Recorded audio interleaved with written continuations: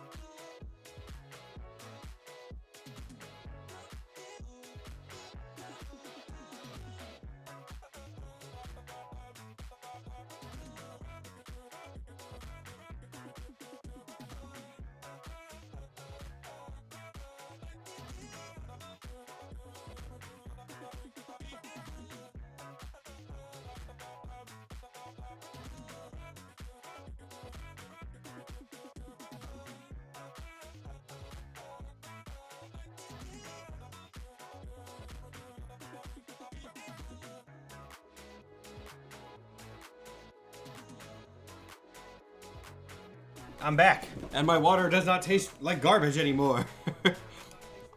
And my views went up as I was doing this. Hold on. Okay, let me see. What did I miss, if anything? Point-wise. Someone did a shelf showcase. Do you want any specific thing? I don't have any, like, new stuff.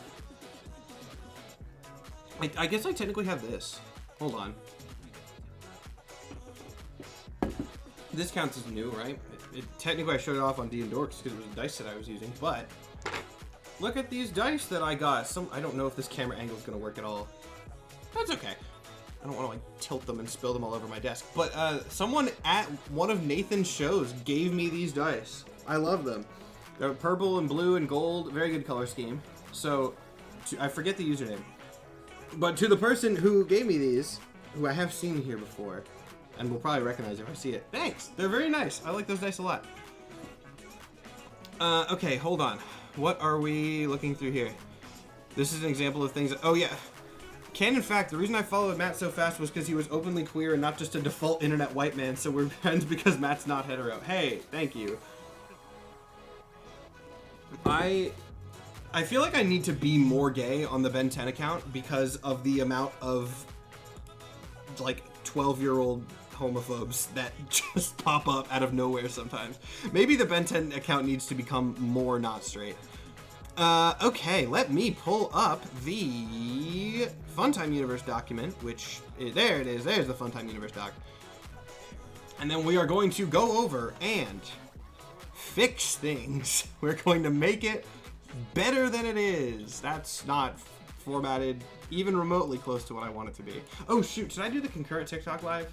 I probably should, shouldn't I? Oh well, I'll do that like as we're talking. Okay, how do we want to do this? Let's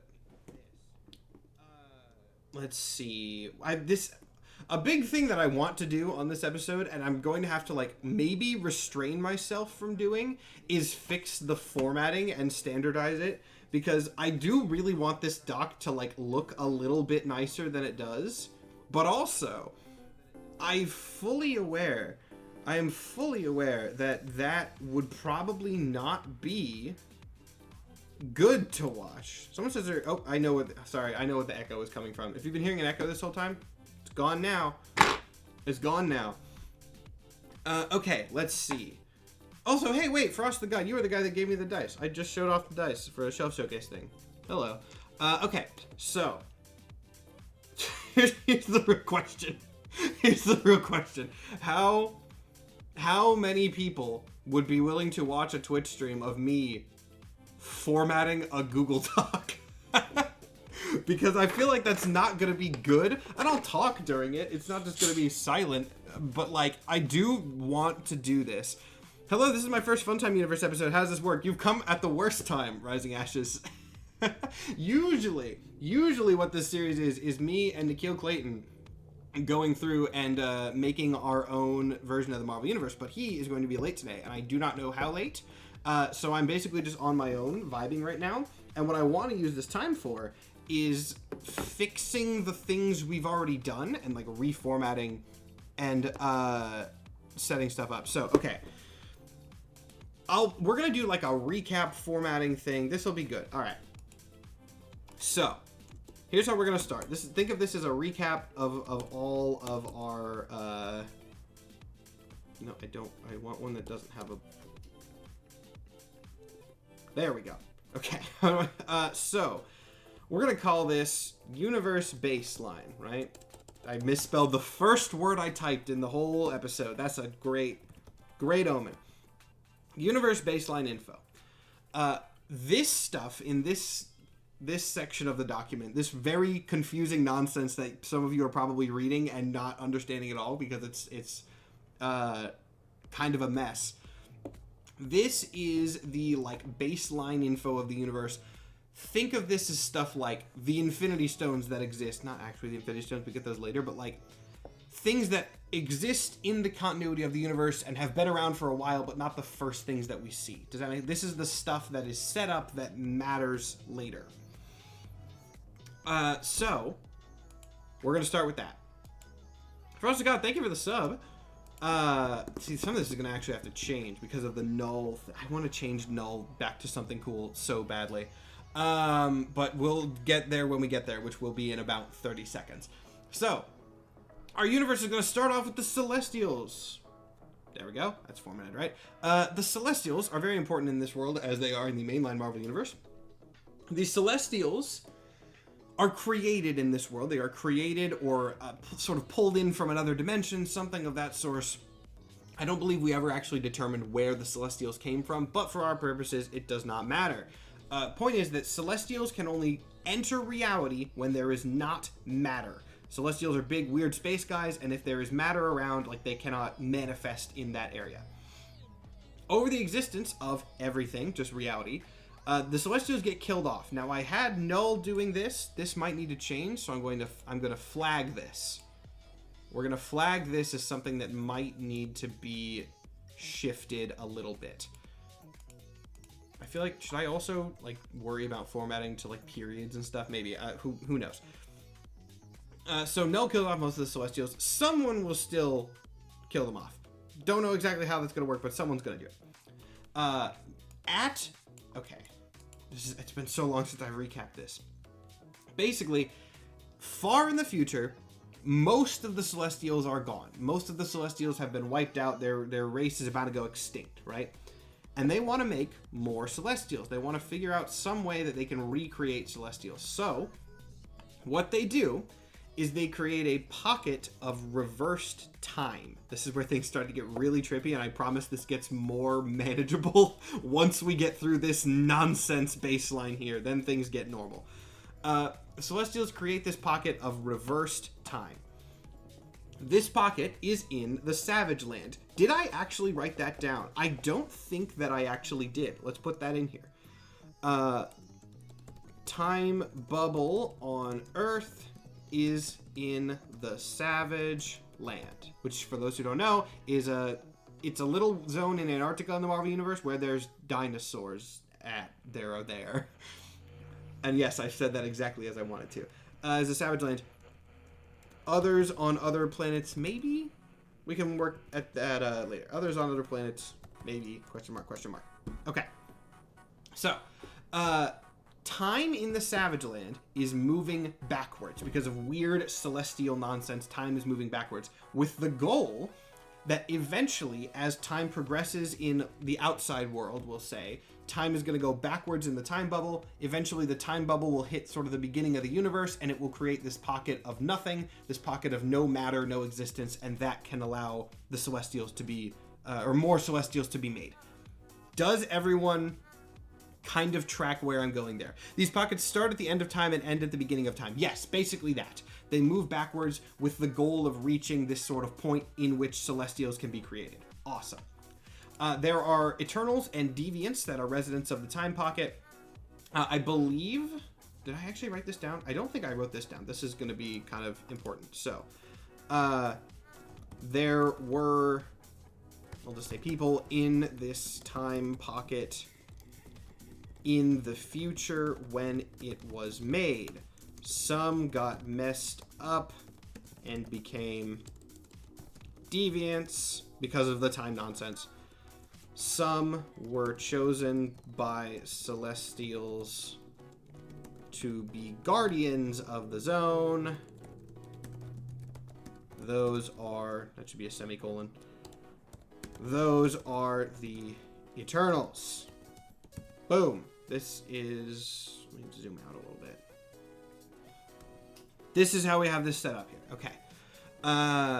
Could the Void Gem make Celestials? Maybe. We'll get there when we get there. Now, at some point, Devil Dinosaur breaks out and finds Moongirl. Yes, Devil Dinosaur is a resident of the Savage Land in this reality. The reason for how he breaks out, I don't believe we 100% set up. I think it's going to have something to do with like a time crossing thing. Something weakens the bubble. We can figure that out later. But several things break out. Hold on. We're going to reformat this a little bit. Nope, I don't want that. Okay, fine. We'll do this the lazy way. There we go.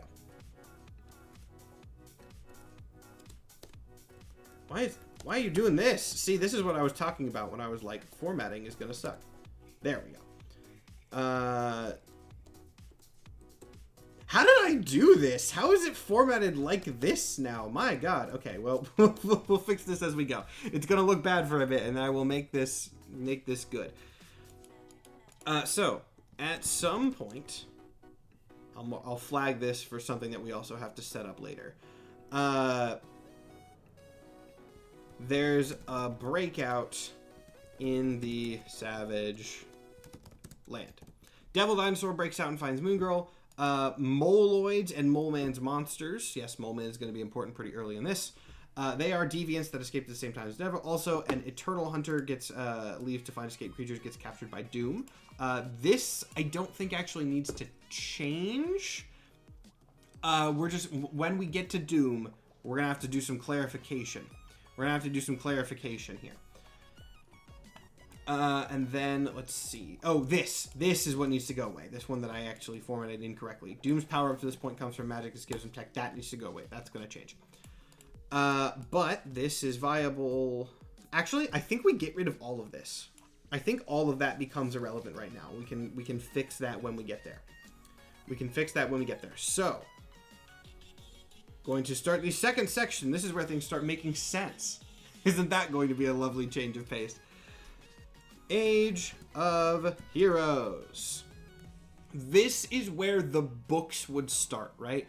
These are things that happen before, you know, like issue 1 in universe. This is, for lack of a better term, issue 1. Though we have a huge gap in something that shouldn't. Man, we formatted this horribly because we didn't know what we were doing at the time. All right, so Devil Dinosaur and Mole Man's armies make their way to NYC, bond with respective humans. This leads to a big old kaiju fight downtown. Boom, easy. This is our first superhero thing. This is our first superhero event that is going on in this world. Like the, you know, first issue stuff is Lunella bonds with Devil Dinosaur, Mole Man bonds with a bunch of monsters, and then the first, like the attack on New York in Avengers, the movie Avengers. This is sort of the equivalent of that, right? That is how things begin. So, I'm also going to start setting up the concurrent TikTok live as I talk, because I can multitask with that, and I just realized I forgot to do that. So, this is the stuff that I know pretty well, so I don't need to read over my notes so thoroughly. After a bunch of kaiju monsters and dinosaurs and whatnot fight in New York City, this causes a lot of worry for the government, because they don't like monsters fighting that they don't have control of. So, the military starts looking for things to deal... What the heck is happening with this formatting there? Oh, one of my soundproofing plates fell down. That's why this is being weird. There we go. Okay, so the military starts looking for ways to deal with this monster threat. Now, you might think that Tony Stark is the one that gets this contract. That is not what happens. Norman Osborn is the one to get it. Now, Tony Stark will come into play here. I actually need to get rid of this. But he won't come into play for a while. So Norman Osborn is the one who the government sort of sanctions to do superhero things. And with this authority, he becomes Iron Patriot. At this point, I should note, for anyone who hasn't seen these episodes before, the rules that we have right now are Marvel characters only. We can reinterpret them and we can use them in different ways, but Marvel characters only. And we want to try to go for the same tones and vibes and themes that the Marvel Universe has as it stands. Because this is a rewritten version of the Marvel Universe, not an entirely original thing. So this is kind of the goal. But let's see. Oh yeah, for people who are asking, Nikhil is going to be here, but he will be late. And let's see, what's up? Yes, so Norman becomes the Iron Patriot. In his new role, with some level of authority, and also weird deviant stuff that he picked up off of Mole Man's army, he starts experimenting on people and creates a superhero team called the Spectacular Six. As you can probably guess from the name, the Spectacular Six is sort of a fusion of the original Avengers roster and the Sinister Six. Now, we haven't elaborated too heavily on most of them yet, but we have gone through and at least set up the roster. Well, let me type this in. Rewriting the Marvel Universe. Usually I'd say with Nikhil Clayton, but he's here, or not here right now. I should probably go live on the main account for my... Oh, who cares? I don't need to think too heavily about it. Anyway, so the first member of the roster is Bruce Banner, the Gamma Goblin. His origin, basically the same as his base, Hulk stuff, where he was a gamma scientist who got irradiated and turns into a big green monster.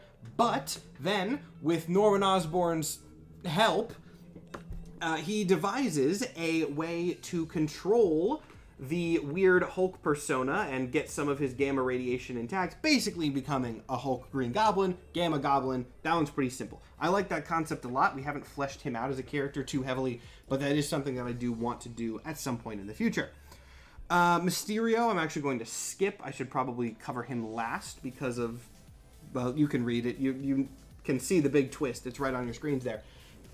Hank Pym Ant-Man is basically the same. Hank Pym is kind of questionable in general, and thus we just want to... Very loud truck going by my house. Hank Pym Ant-Man is kind of just the same sort of questionable science guy who discovers Pym particles and becomes a superhero. Wonder Man is a very different one. Wonder Man is basically a combination of Jim Hammond, the original Human Torch, and Ultron. He's a robot Human Torch created by Pym and Osborn. If you don't know the origins of that stuff, that is a deeper thing that I don't have time to get into right now, but you can look it up. Maybe I'll make a video on it at some point. Then we have Shocker. Shocker's literally just Electro. It's largely a joke about how everyone thinks Shocker's powers are electric, and they are not.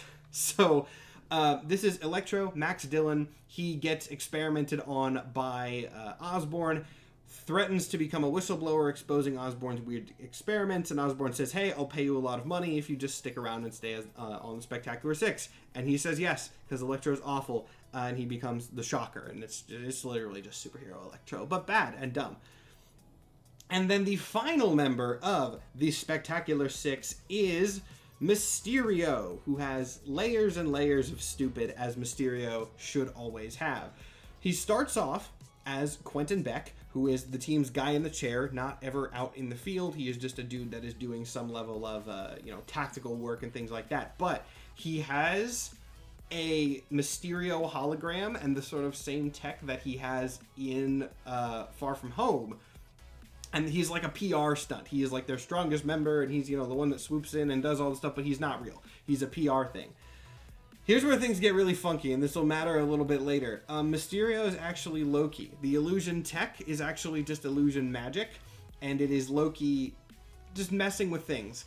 This is pulling out of a Marvel storyline where basically Loki is kind of the reason that the Avengers were founded. Loki's dark mischief is the reason the Avengers exist. And so I did want to very quickly put Loki into this universe with the first superhero team, because that's a fun little element of the Marvel Universe that we could keep. Now, this team is okay. They deal with the, occasional supervillain threat, and they do that stuff, and they do it decently well enough. But in some things I'm going to have to change the order of here, which I'll do after I recap it. They do have a blind spot of sorts, and that blind spot, though it's an intentional blind spot, is Miles Warren. Miles Warren, shut up, you stupid machine. God, I hate this thing. Miles Warren, the Jackal. Now, if you don't know who Jackal is, he's a clone guy. He's the guy that made Ben Reilly, the Scarlet Spider, Kane, and a whole bunch of other people. In this universe, he is still a geneticist. However, he is not a cloning guy as much. What he does is experiments with some deviant genes and bad things, turns some people into mutant monsters. Osborn fires him, but Jackal sneaks away with some of his research, goes into essentially the sewers of NYC, and just keeps turning people into weird mutant monsters with his genetics research. Osborn, however, and the Spectacular Six, by extension, don't want to deal with this because they do not want to sort of reveal that Oscorp has been experimenting on this, or, you know, Osborn was doing these deviant experiments. Those are secret. Osborn doesn't want to leak those. And Osborn assumes if people are able to trace Jackal back, then it would expose all of his shady dealings and all that. So, they leave Jackal's mutants alone. They do not touch them, and therefore they are handled by vigilantes. This is where Moon Girl and Devil Dinosaur come back into play. The reason that Moon Girl and Devil Dinosaur are still active as vigilantes and aren't getting yelled at by the Spectacular Six and the government is because they, as sort of independent actors, are the ones that are taking care of the Jackal mutants, and Osborn is willing to just kind of let them slide and not try to exert control because they are covering the thing that he doesn't want to touch, if that makes sense. As they are doing this, other vigilantes arise in turn. Probably my favorite of them, because I just think this is a concept that we should see more. Janet Van Dyne becomes Wasp in response to Hank Pym being awful. So Hank Pym is bad and is, you know, using his Pym particles as a Spectacular Six. Janet finds out that he is intentionally letting the Jackal mutates just run rampant, and people are getting hurt because of that. So she secretly takes some of his tech, takes Pym particles, and becomes the Wasp as a separate vigilante. And we haven't really figured out the end game of that yet because we went into some other zones, but good. I think that's a good little way for that to happen. So, the other member of this group that we have in this era is Otto Octavius, because I love Doc Ock, and I wanted to do a little bit of a Superior Spider-Man type beat here, where Doc Ock, originally Oscorp scientist, leaves Oscorp because we can just say Norman took credit for one of his experiments or anything. Scientists are petty as hell. That's real. That's not just a comic book thing. And so Osborn leaves and says, okay, I'm going to take down Jackal just for the purpose of exposing Osborn. Yeah, I know the things need to be raised. I'm going to recap, and then I'm going to do the reformatting, I decided.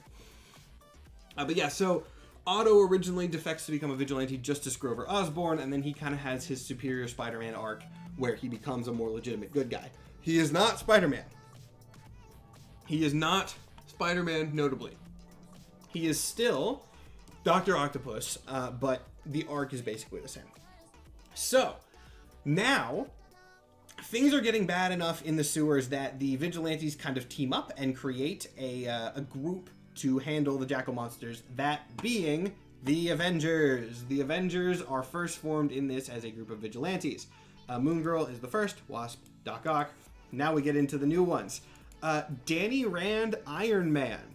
Danny Rand, the guy who is usually Iron Fist, fails the Dragon test in Kunlun, does not get the Iron Fist powers, and then is bitter about it, so he uses his money to commission the Iron Man suit, which, if you know anything about Danny Rand and Iron Fist, and the fact that Iron Fist for a while was not Asian, it's very funny. It's very funny, and this is kind of a jab at Danny Rand cultural appropriation, but it's also going to be an interesting character. I need to reorganize the order of this to make it flow better, but Bucky Barnes Nomad is, I think, going to be the next one. I like the idea of introducing Bucky before Steve Rogers. I like the idea of him being Nomad. Basically, he's like an old government experiment who escaped and has just kind of become a hermit. In Otto's research, he discovers him, goes and recruits him to the team. Let's see. Groot. Groot is really funny because there's going to be a recurring pattern that you'll see with Groot in this universe. Groot is an alien. He's still just an alien guy, but people assume that he is one of Jackal's monsters that has somehow kept more of his own intelligence. And because Groot can't really talk that well, he doesn't correct anybody. So he just joins the Avengers and everyone thinks that he's a monster. And that's like what we presented as in the story, and then we'll come back to that, and that'll make more sense as we move into some future things. The final member of the current Avengers roster is a twist that is so dumb that I absolutely love it. It is the Sentry, also Loki. Loki is fully playing both sides of this conflict, because if there's one thing Loki's going to do, it's get bored and screw things up for mortals. This is Loki in a Lady Loki form, so, very much like kind of like Valkyrie-looking Sentry sort of thing. It's also funny because Sentry with Sentry Been Void having Loki playing both sides. And yeah, Loki just plays both sides of this for fun, to pit the mortals against each other to see which team is going to win in this context, and I think that is fantastic. Eventually, the three factors here, which is the Spectacular Six, the Avengers, and Jackal, settle into a pattern where everything is kind of okay. You know, there are some supervillains that pop up every now and then. The Spectacular Six usually handles them. Jackal is also making his monsters, but the Avengers are dealing with Jackal's monsters.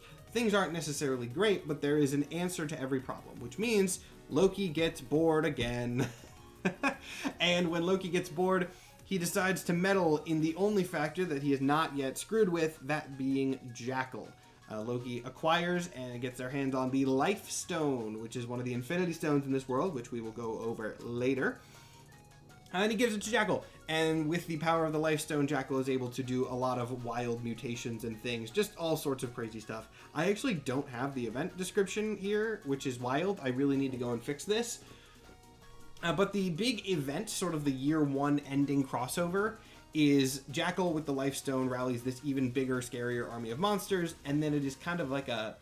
think like Civil War if it was taking place during the Avengers 1 invasion of New York, where there's a bunch of monsters everywhere and the Avengers are fighting them and the Spectacular Six are fighting them, but the Avengers and the Spectacular Six are also kind of fighting each other at the same time. And that is the big crossover event there, which we don't have details written down for, but yeah, I'll fix that.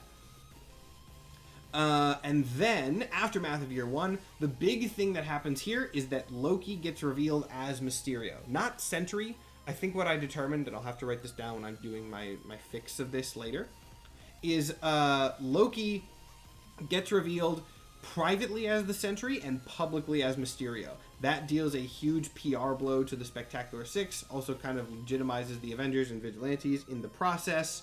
Loki doesn't get caught and dips. Thor shows up. I wrote this down. We haven't done anything with it yet, but maybe Thor shows up here. And also, Selene gets the Life Stone. Don't know who Selene is? Don't worry about it. We got another arc to get through before that matters. Now, magic stuff. I am not going to format this as much on stream. I'll format it later, by which I mean I won't, and we'll just deal with it like it is. So, magic stuff. This is a little bit more universe baseline things of how we're going to introduce characters like Doctor Strange and all that. So, at the time that we are reading these books, or, you know, the audience is reading these books, the world is very low magic. There's not a Doctor Strange at this time. There's not, like, a Scarlet Witch or anything like that. The reason for that is Doom. Doom in this universe is a very, very, very, very, very old sorcerer. He is the Sorcerer Supreme of Earth and has been the Sorcerer Supreme in a long freaking, or for a long freaking time.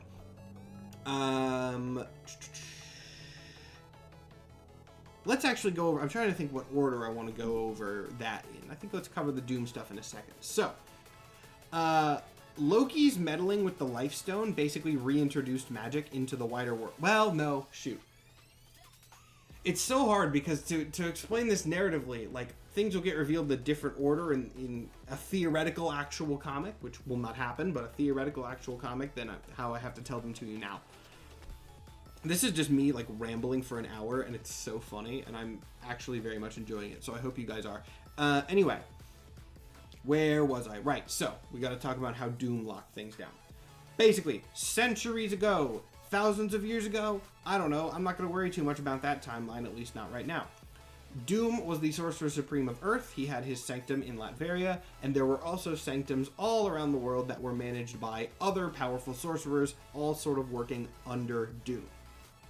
Doom got greedy. He wanted magic to be basic. He wanted to be the only guy with magic because it's Doom and he doesn't trust anybody else to use it, and he thinks such a powerful force, I'm the only one. He might be Doom in the past, but it's still the same Doom personality-wise. So, Doom concocts a plan that I made up purely because of a very quick kind of throwaway line in Avengers Infinity War the movie. You know how there's that line where Ebony Maw is threatening Doctor Strange, in which he says in which Strange says something along the lines of, a dead man's spell is quite unbreakable. That is the concept I wanted to go for here. Doom coordinates all of his acolytes, all of the people in sanctums across the world, to come up with a like a temporary stall on magic, just like a counter spell for the entire world that will lock magic out of everywhere. You know, he can just lie as to why this is needed. Oh, there's a demon coming. We need to do this thing to protect the world so that I can fit. Doesn't matter why. As this spell is happening, Doom kills all of... Nikhil's here. Nikhil, are you ready to go, Nikhil? If you're texting me, I didn't see it because I have my TikTok live going. Hold on. Let me throw this to my big cam so I don't accidentally... Let me check my text and see... Oh, yo, I'm good to come on whenever. Nice. Okay, sweet. Hold on. I had to throw it to the big camera so I didn't accidentally dox your phone number. Alright, Nikhil's here! Give me a second to set this up. Skype. I hate that we have to use Skype, man. I'm so ready to upgrade this system. Okay, give me a second to get this stuff here. I gotta turn off the music. I really need to figure out a way to make the music and like Skype audio work at the same time, but I have not yet figured out a way to do that does not cause horrible janky echoes. Okay, let's see. I wanted that to go out there, and then I need my headphones, which are over here. As you can see, I had no idea when Nikhil was going to get here, and therefore I was not set up at all. Let's pretend that's a valid excuse to not be set up.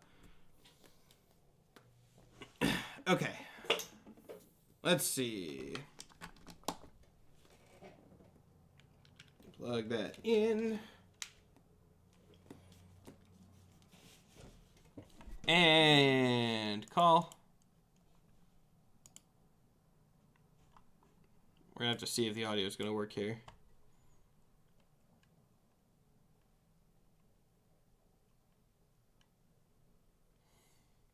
Nikhil isn't online. What's wrong with you? Get in here, Nikhil. Hold on. I don't know if he's still in the chat. Maybe he's not in the chat. Maybe he's not in the chat, and I'm supposed to text him, which means I have to change everything again. Put that there. Oh, wait, no, now I'm getting a call from Nikhil Clayton. What? There we go. Oh, sweet. It actually it saved your thing. Sweet. Your camera's not on, but I don't know what the deal is with that. Yeah, it always seems to have an issue. Yeah, I don't know why. Skype is bad. Okay, let's see. Is that... Yeah, that's how I want it to be. And then let me do this. Nope, not that. There we go. There we go. Give what? You your... I was there for 2 seconds. Give you what? Your extra... It doesn't fully line up with my Patreon announcement anymore, but that's fine. I don't know what's happening. I'm showing up for like 2 seconds. Are you? I'm looking. I'm not seeing it. Oh. Oh wait, hold on. Let me see if you're even audible. Sit, talk, speak. Hello, everyone. He is audible. Me, here to make all my tech problems happen to Matthew now. Yeah, dude, I heard about all the tech problems he had on the last stream. I almost died on camera, live. It happens. It happens. I mean, as long as they can hear you, that's more important. So, I don't know if it's gonna work. Okay. Hey, there we go. Your camera's small now. I wish. Well, that's because this is my Mac camera. No. I gave up on my big fancy one. Oh. Thanks, Trans Sandwich. Immediately. Oh wait. And now you're big again. And I accidentally grabbed every single file in my stream setup instead of just your camera. How did I even do that? And let me shrink you down. Don't shrink me. And hey, shrink you down to a reasonable equal. We're equal size. Though he's sitting on like the left side of so his camera's way bigger than mine, but that's because you're just sitting on the other side of the frame. See? Look at this. Look at this fancy way that streamers hide their horrible setups. Anyway, Nikhil's here. Let me know if the audio levels need to be changed or updated in any way. But welcome, Nikhil. Thank you. Hold on, let me change the name because now you are here. I am here. We have been going over just kind of a recap of everything. Hold on, let me get this here. Just a sort of a recap of everything. Though I say recap, we only got through like the first third of it. But as for what we do for the rest of this, if we want to just kind of go through and continue making this the recap, that's fine. If we want to do Venom stuff, that's fine. I'm down for whatever. I have no plans ever. I'm fine with anything. I'm here to vibe and live. Now it's not going to be... Oh my god. Do you know what I found out today, Matthew? Huh. It's very unrelated to anything, actually. Okay. But do you know what I found out?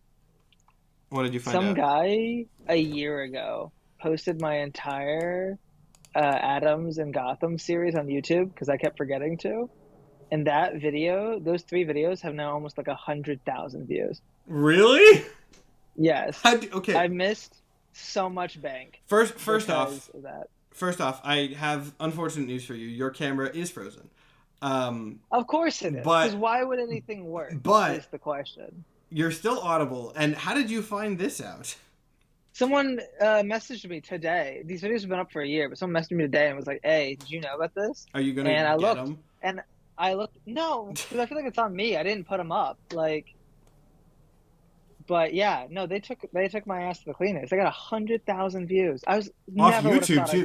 That's all right. No, well, I never thought I would have gotten that much off of them. Damn. I'll post some now. We'll probably comp them together tomorrow and put my own version up and just be like, hey, it's like Taylor's version, but me. I'm sure someone's reposted some of my stuff somewhere, which don't do that if anyone's thinking about it, but I also don't do... Oh, camera's gone? Ah! I think my capture card might just be fucked up, which is so upsetting because it was so much money. Dude, capture cards are weird. Oh, it's back? No, that's the other one. Well, there we go. A camera is back. That's what truly matters. Oh my god. No, we're good. Yeah. I wish I was unalived. Trying to do Lego Marvel last night.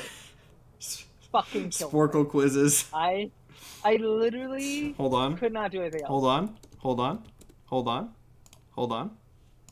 What are we doing? Sporkle in the Funtime universe? I unironically love Sporkle. I would play Sporkle for 3 hours if people liked it. That's also, we found that ungodly terrible list right off the bat. I think that saved my stream. Dude, that was insane. If you don't know what stream we're talking about, it was one of Nikhil's last ones where someone put a Nazi in the top 200 Marvel superheroes of all time.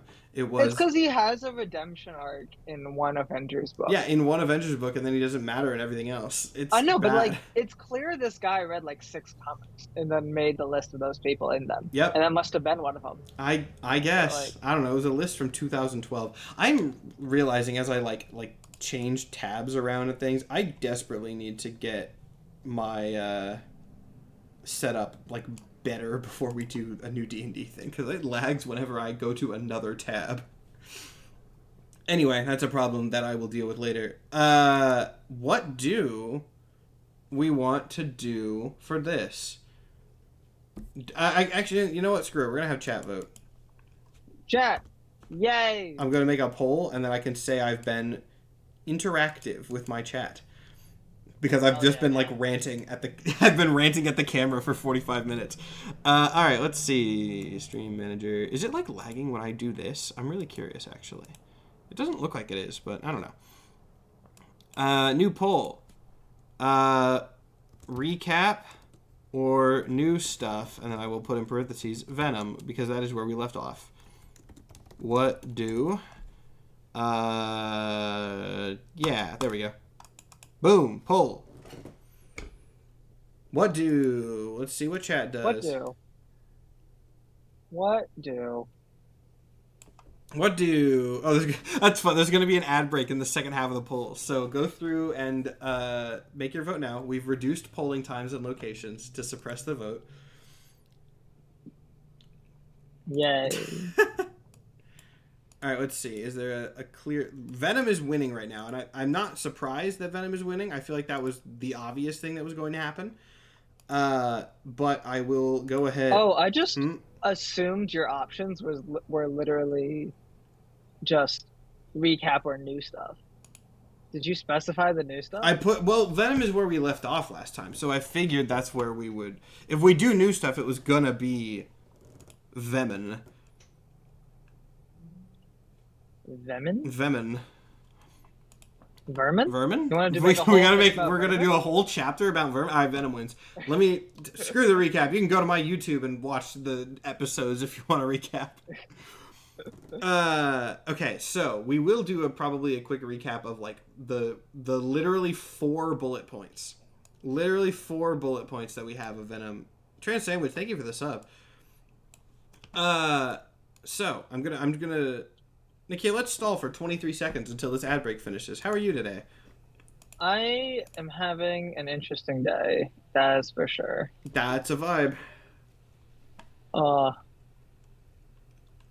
You know what I'd really like, Matt? What would you really like, Nikhil? What would you love? I would love some money. It's been too long since I've had money. Make a Patreon. I have a Patreon, but Nikhil. Yeah, how's that going for you? Fine. It's not crazy, but it's not bad.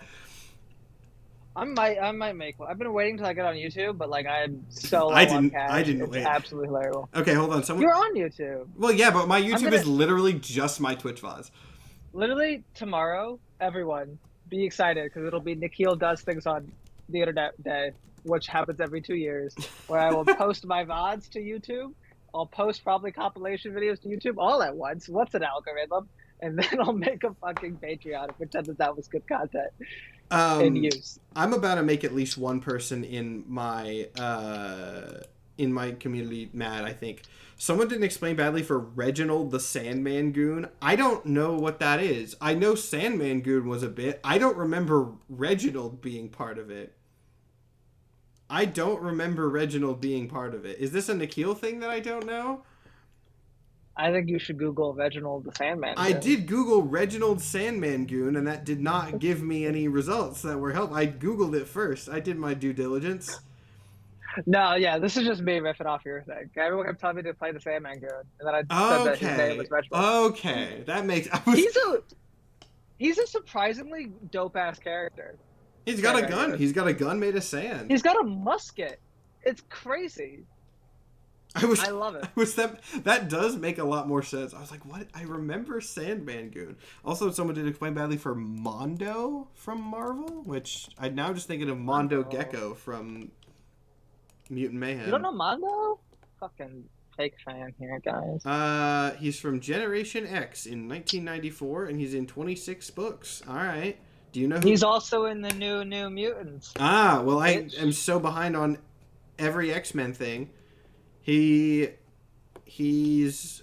made of plants and rocks. Is that what I'm getting here? Is that he can be made of plants and rocks if he wants to. He's essentially, I'm pretty sure, literally supposed to be Marvel's Tessa. Like, he's like the guy on the kid team, and then like he's working for the villain or whatever, because he works for Black Tom, or he is Black Tom or something. He is Black Tom. Wait, what? Yeah, somehow because he's a plant guy and Black Tom's a plant guy. Somehow there's connections. So you're saying that all plant guys are the same? I'm saying that Black Tom, I'm pretty sure, was literally controlling this man. Oh, well. It's been a while since I looked into Mondo, but something was happening where it was like not really him or something. Well. Yeah. I think we've explained him badly enough. Also, people are saying Terra. That makes more sense. I was wondering who Tessa was, but I also wasn't going to bring it up. Terra. See, guys, this is the great content that you get when... Okay, just to be clear, I was completely correct. Seeing an opportunity, Tom created a plant life clone of Mondo to infiltrate Generation X for him. It literally just wasn't him. Like the Mondo that we knew was a different guy, and it was Black Tom. It was Black Tom, but it was all right. It's just so it is made of plants. So it is made of plants. All right. Black Tom's. I nailed this. Black Tom's plant son. That's my. It took us way too long to get there, but my answer is Black Tom's plant son. Anyway, what? Wait, I'm so sorry. I'm gonna keep talking about Mondo. He's not usually a plant guy. Apparently, he's Kevin 11. Yeah, he's absorbent, man. Yeah. That's his power to take on any organic. That's why I said plants or rocks. But I guess is he just normally plants when was it just Black Tom made him out of plants. Black Tom made him just plants. And that seems to be the majority of times Mondo's in a book. Yeah, okay, hold on. 26. Someone said they just came from TikTok. What are we doing? Right now, nothing. We're talking about Mondo? We're talking about everyone's favorite character, Mondo, from Mostly New Mutants. We're gonna do 2 hours from the Marvel swimsuit special. Is he in the Marvel He is in the Marvel swimsuit special. You better believe, man. Mondo? Of course he is. Featured characters: Betty Ross, Bishop, Black Cat, Black Panther, Black Widow, Captain America, Clea, Cloak, Colossus, Betty Ross in it? Cyclops, Dagger, Daredevil, Decibel. I don't even know who that is. Also, Betty Ross is in it because this is in 1995. Diamondback, Doc Samson, Doctor Strange, Eddie Brock, Elektra, Enchantress, Firestar, Generation X. I guess all of them. Penance, Hulk, Human Torch, Husk, Iceman, Iron Man, Jean Grey, Jubilee, Justice, Kitty Pryde, Luke Cage, Marlo Jones, Mary Jane, Mondo, Namor, Namorita, The New Warriors, Nightmare, Northstar, Polaris, Powerhouse, Psylocke, Rick Jones, Robbie Baldwin, Scarlet Spider, Scarlet Witch, She-Hulk, Silver Sable, Skin, Spider-Man, Storm, Sync, Thor, Tigra, Turbo, Typhoid Mary, Venom, Wasp, and Wolverine. Matthew. Yeah? You listed both Skin and Mondo separately from Generation X. I was reading it off the Marvel Swimsuit Special Volume 1, Issue 4. I'm willing to bet. Do you know, like, the X-Men pool party, like, splash page that, like, they parody all the time? Yeah. I'm willing to bet it was just that with Generation X. Maybe. Also, thank you to the person that just covered Nikhil's face with a whole bunch of bits. Anyway. Okay, let's see. Who is Decibel? I want to find out who this is. Oh, it's Chamber! Yeah, Decibel. I didn't know he had another... I didn't either. That's a bad name. Why is that his name? Because it's boom. Yeah, but it's not sound. He's not a sound guy. Well, like, you ever hear, like, if you listen to something at a high enough decibel, it'll, like, blow out your eardrums? That's, like, what happened to his face. But that's not what happened to his face, because his face is... It might be. It is not. It might be. It is... You don't know. You've never read Generation X. I know you've never read the first appearance of Chamber. You have no idea. You got no primary sources. Jonathan Evans Starsmore was a native of London and a mutant who possessed a furnace of psionic energy in his chest, which first manifested in an explosion. Oh, I know it's an explosion! I know it's an explosion. Look, as a result of his disfigurement, he can only speak via telepathy. He can't even talk. Why did they call him Decibel? They probably thought it was a sound Someone guy. said that was when he... Oh, okay, wait, no, never mind. He got depowered and... just got different powers for a bit thanks to tech where he was just a sound guy. He should be a sound guy all the time. All right. I'm a big sound guy truther when it comes to Chamber now. Okay, so you want to know how I'm going to do my job as a streamer and bring this into things? We're talking about Venom. Do we want to make Decibel a sound character, an enemy of Venom the symbiote in Matt Nikhil's Funtime universe? Sure, but I'm unclear how this relates to Vermin, which was supposed to be the topic of the day. Well, yeah, we'll get there. Trust the process. It's taken us this far by some sort of miracle of God. I can't believe I managed to bring that enough. Let's see. Okay, so where we were at with Venom stuff, we have 4 entire bullet points. Going way back to the beginning of things, which I actually did cover in the recap, Norman Osborn, you know how he got that military contract? He got that military contract because he hired AIM to kidnap Tony Stark. So Tony Stark was out of the picture during that.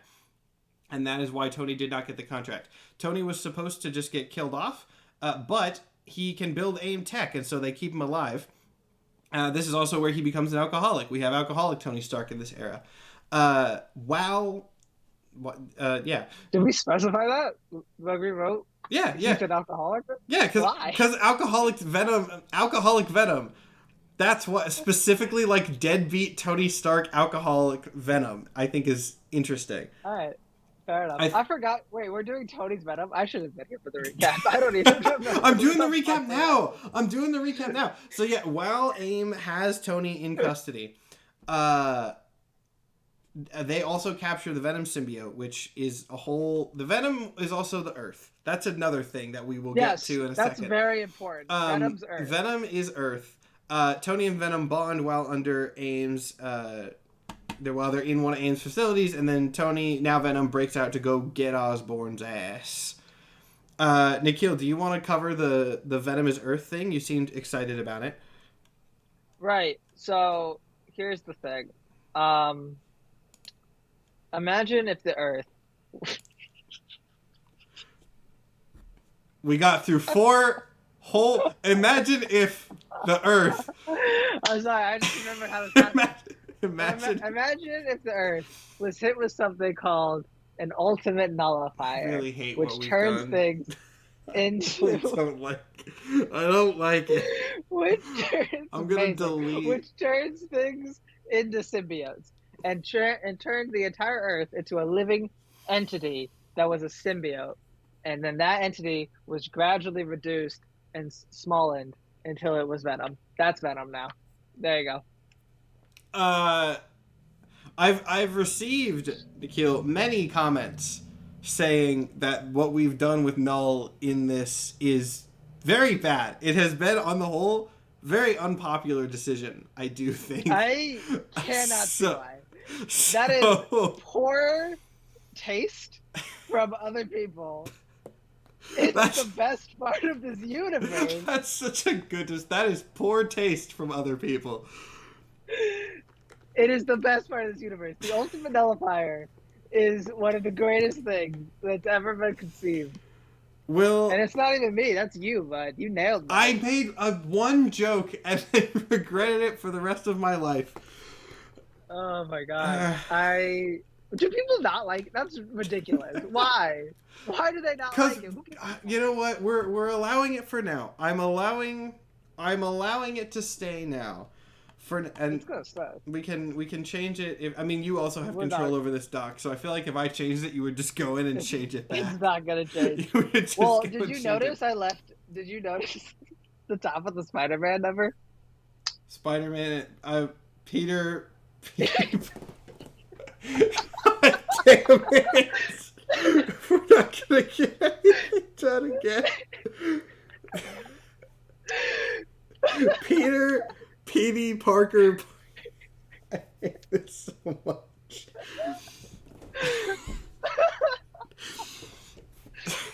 This has just become like a really shitty podcast over time. Like originally this series set on mine with a goal, and it has just become Matt and Nikhil talk about stupid Marvel nonsense, and I'm fine with it. It gets views, so I'm not gonna complain. Oh my god. I'm not gonna complain. Okay, so there was a question that we had to address that I totally. Oh, Venom. You already quote unquote covered being Venom being the Earth. I gave the entire explanation. If people don't like it, that's up to them. Okay. That's what the explanation is. Last episode we just talked about Mr. Beachburger. That is true. Also, there was an Explain Badly for Earth 65 Matt Murdock. I have no idea which one that is, but I'll do a Google. Earth 65 sounds vaguely familiar. It's no. Matt Murdock. Oh, this is Kingpin Matt Murdock from Gwen Stacy universe. Honestly, I don't think I can get better than Matt Murdock. That's pretty bad. Oh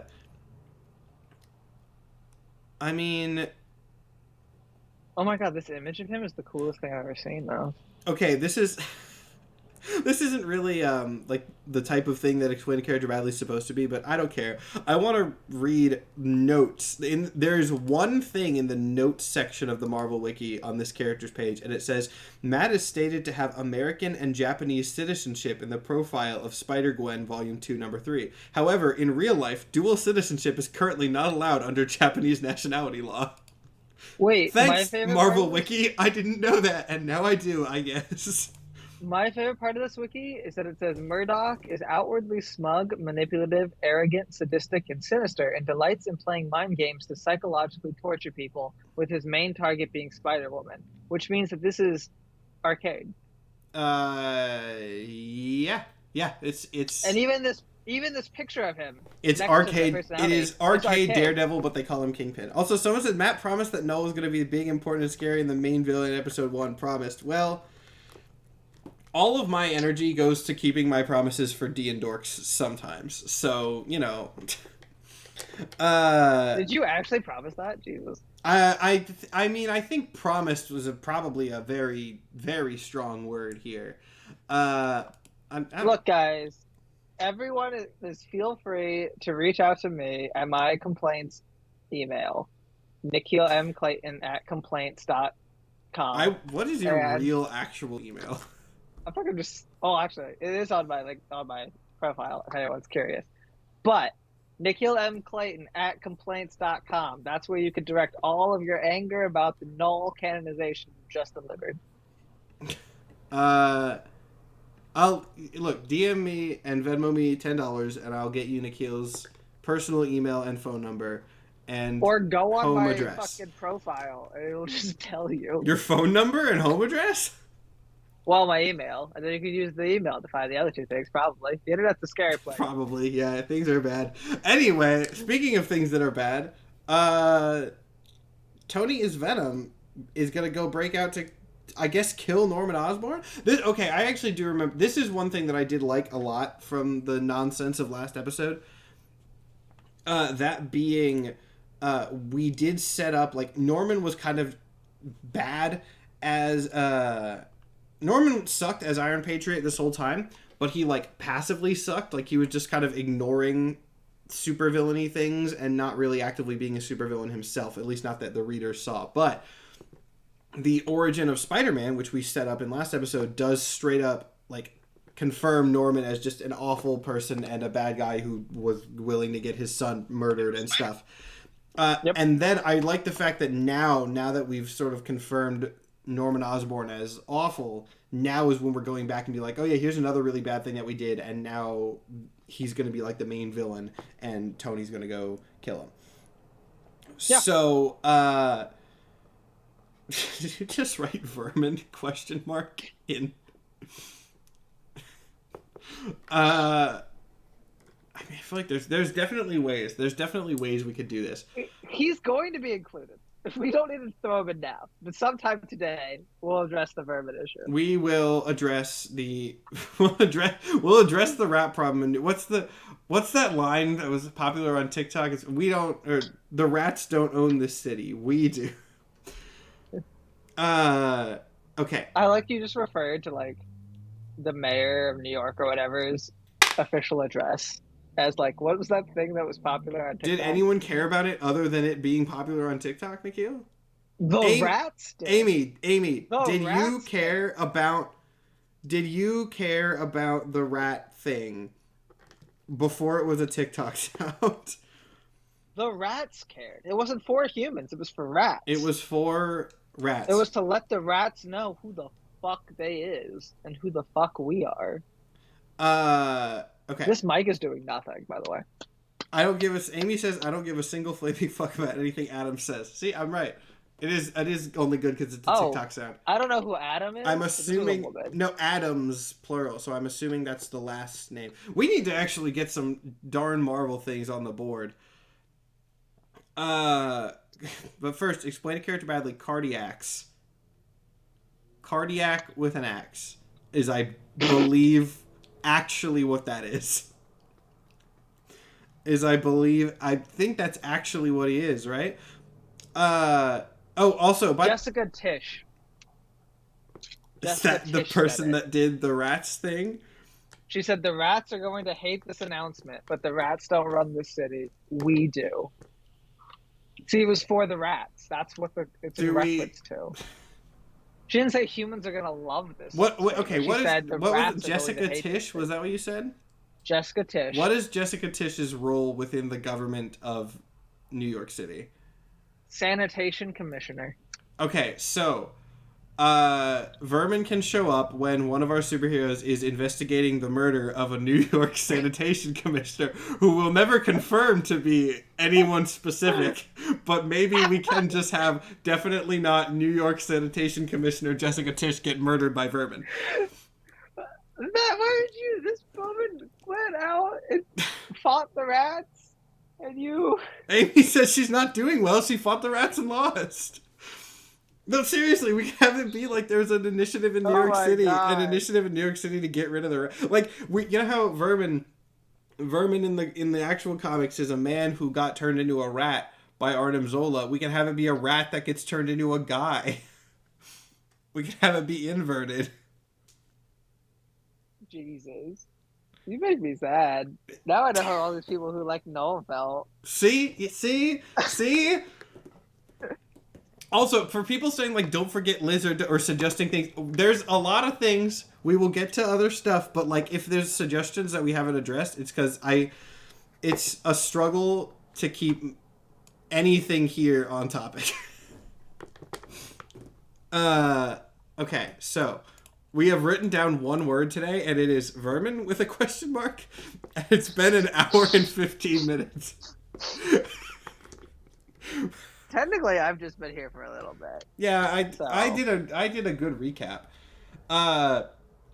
Anyway, so okay, here's a valid question. Where do we want Tony to be held? Because he's going to New York. He's going to New York, where dreams are made. Go on. Come on. Don't stop there.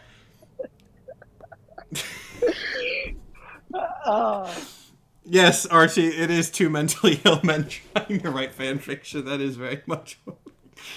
I love how much this series. Podcast. It basically is. Imagine listening to this like on a drive. Oh my God! There's a deer in the road.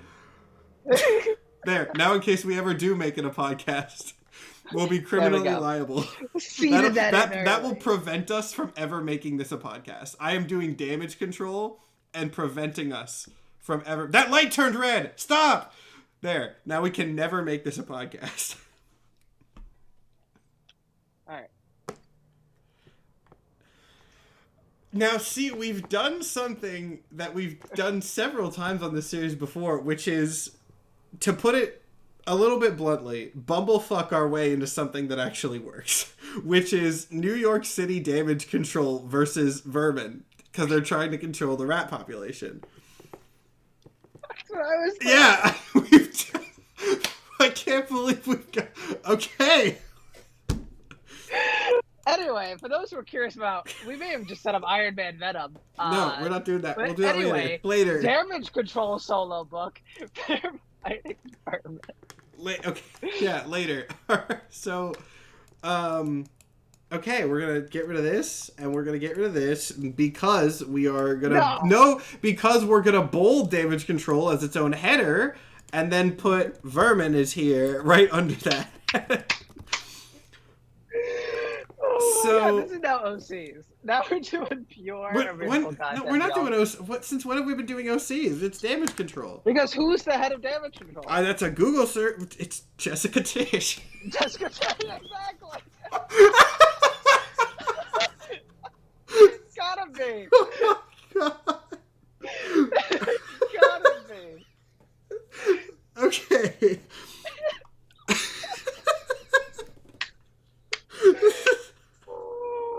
We've lost the plot so incredibly fast. Okay, hold on. I'm Googling damage control and Jessica Tisch. I'm crying right now. Okay. Damage control Marvel. Because if you just Google damage control, that doesn't help. Damage control. Members. The president is Anne Marie Hoag. Hoag? I don't know how you pronounce that. And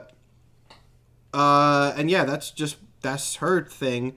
Current members, former members, there's so many. Then there's one guy named Fluppy. Isn't that a Minecraft YouTuber? I guarantee you, every single time damage control's ever been shown, they've had a different random NPC as a leader.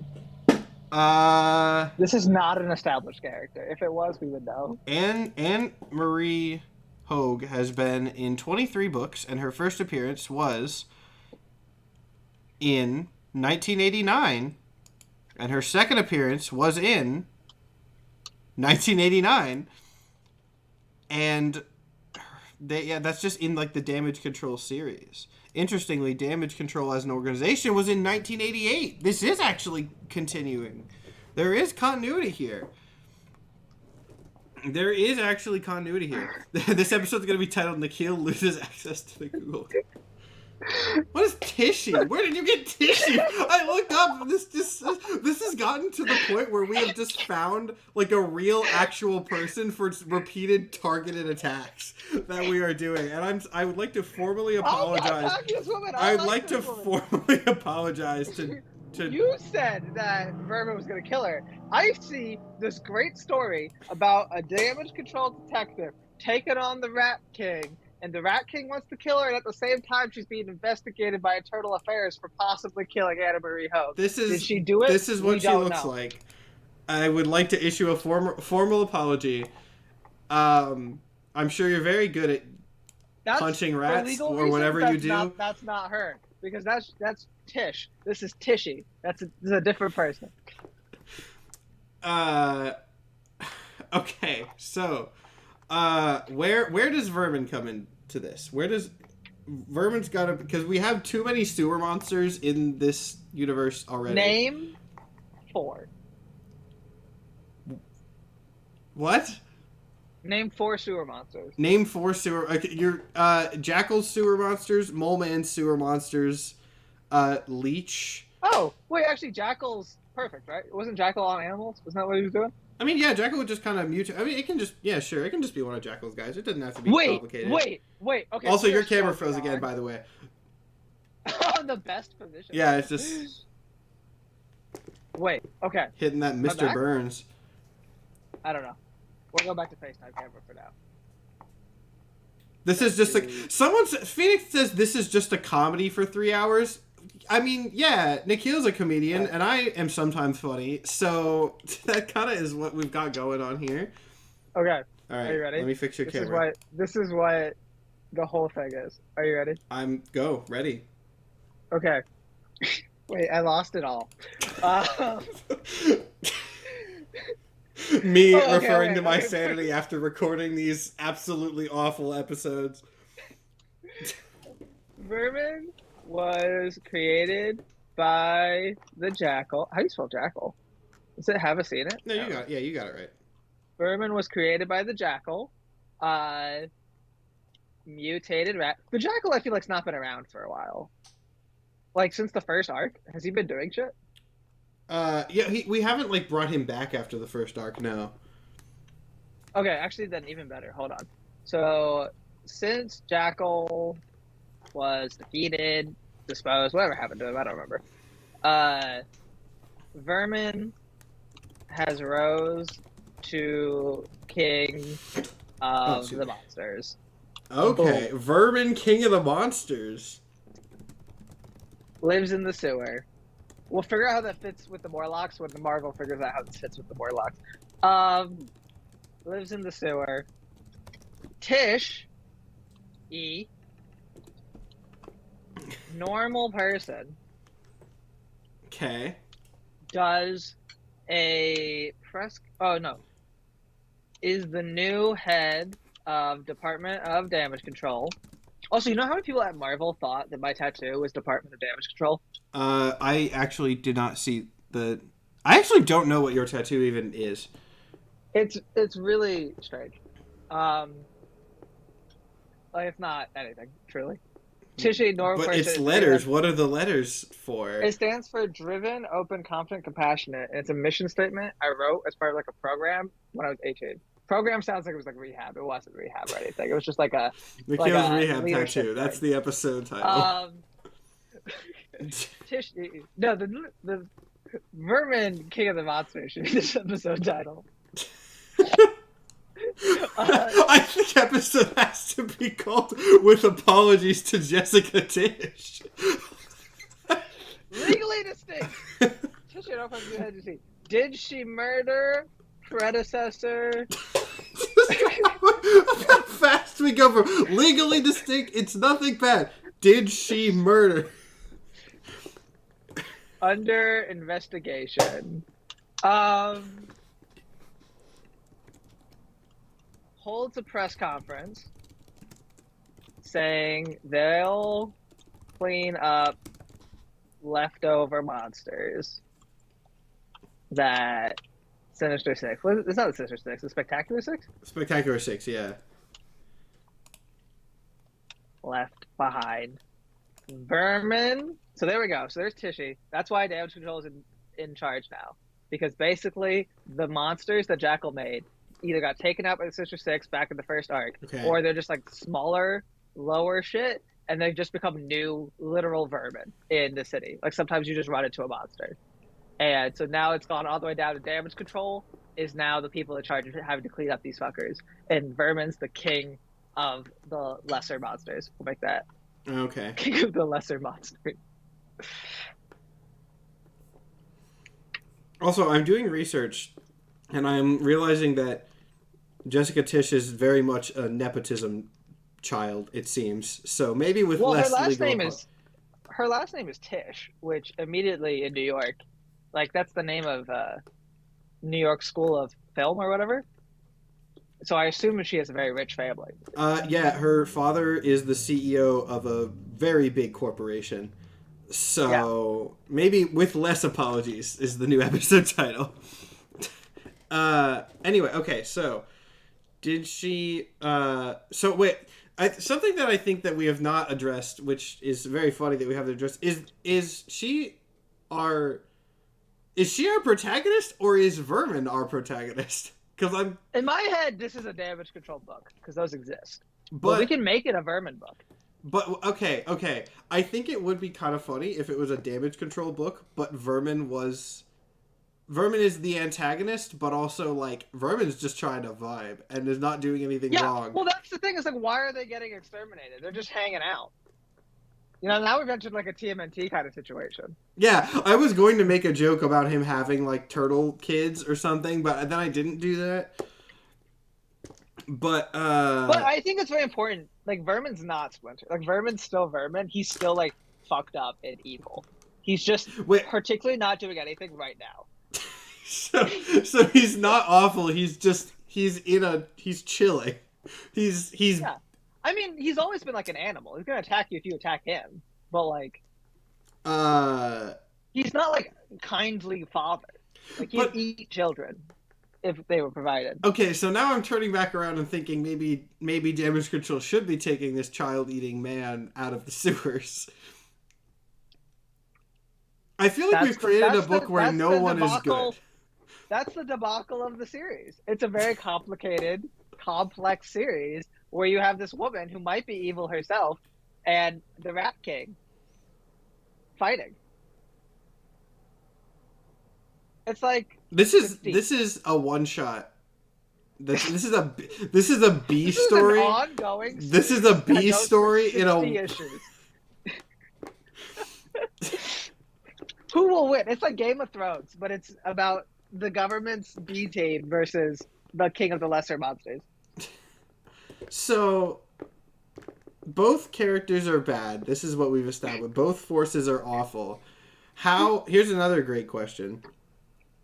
How is Tishy legally distinct sewage commissioner, or whatever her job is? Her job is head of damage control. Legally distinct head of damage control, and not sewers, but she's just working with sewers right now for coincidence reasons. Well, because it's not so much the sewers as it's cleaning up the lesser monsters. How Like does that's the big piece of she do this though? Do they have like damage? Because damage control doesn't really have like tech or anything. They just clean up crime scenes usually. Are we giving damage control better technology, or are we just letting them vibe and not do very good probably? Letting them vibe and not do very good is what I was thinking. This series But also, would like, be I so. really think this should be like not huge monsters. Like a guy who's half rat is like their king. Like they're not OP fuckers. Okay. Like I'm pretty sure you could just kill vermin by shooting it. Not anymore, but maybe a while ago. My favorite version of vermin is Kraven's outside, and he does in fact shoot him. So I like the one where Moon Knight beats up like 50 of them. why are there 50 of them? He can clone himself now. What? Yeah. This Did you not know can't that? do that. He's just a rat man. Vermin can clone himself now, and Moon Knight beat up all of them and was like, "Get the heck out of here!" And then he did, and he hasn't been seen since. This was just a rat man. He can't. This clone one's himself. just There's no wolf's made 5 wolf bullshit. All right, cool. So we've hit our. Do you know on Wikipedia or on Marvel fandom, the only trivia in Vermin's wiki is Spider-Man considers Vermin's repeated resurgence of mental illness to be a real tragedy. All right. Well, that does track for Spider-Man. I'm telling you, make Vermin just Swarm but rats. But Swarm. The thing about Swarm that makes Swarm, I don't want to say funny, but is that he's a Nazi made of bees. He's not just a guy made of bees. The reason that Swarm is weird is because he's a bee Nazi. And that's bad.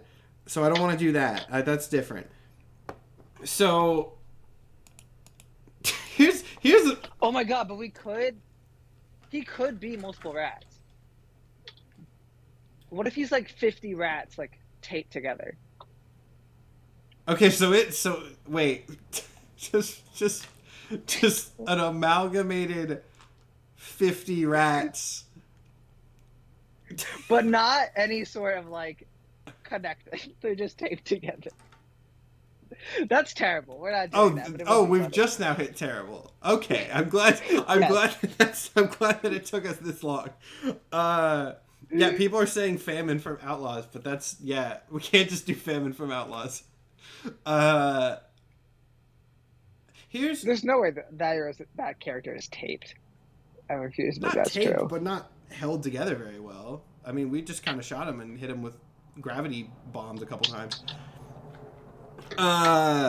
Okay, so here's the question. That does this matter? Does this okay? No. So this is just another. We're making a whole okay. Universe, So this doesn't. Right? This does. All right, cool. So this is just. Here's a question that I think is. I had a thought and I do not remember what it was.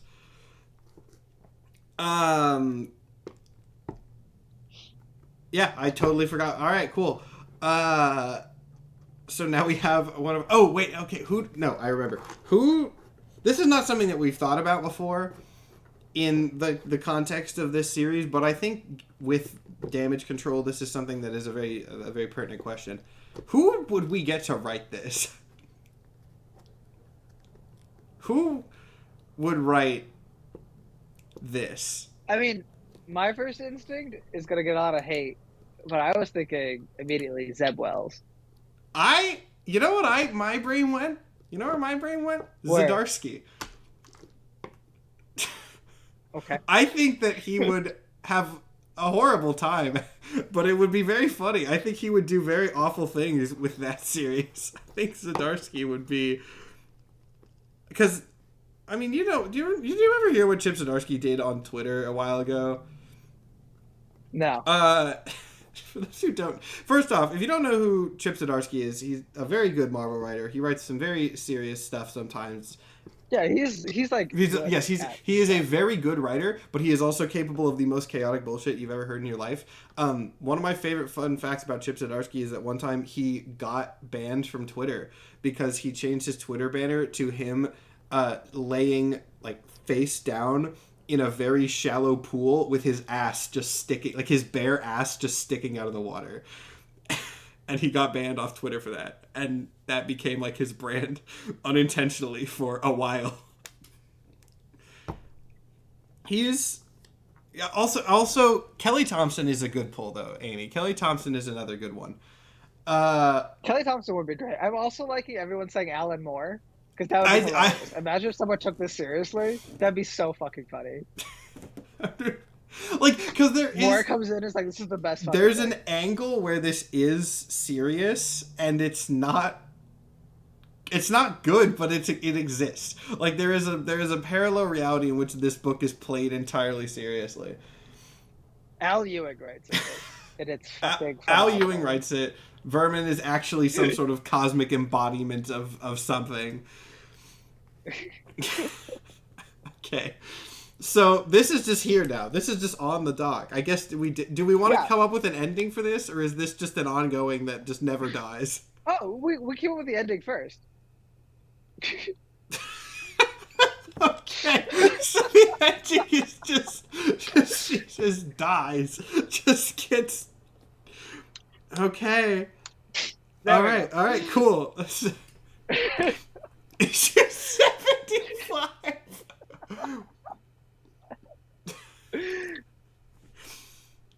All right, cool. That's on the that's on the dock now.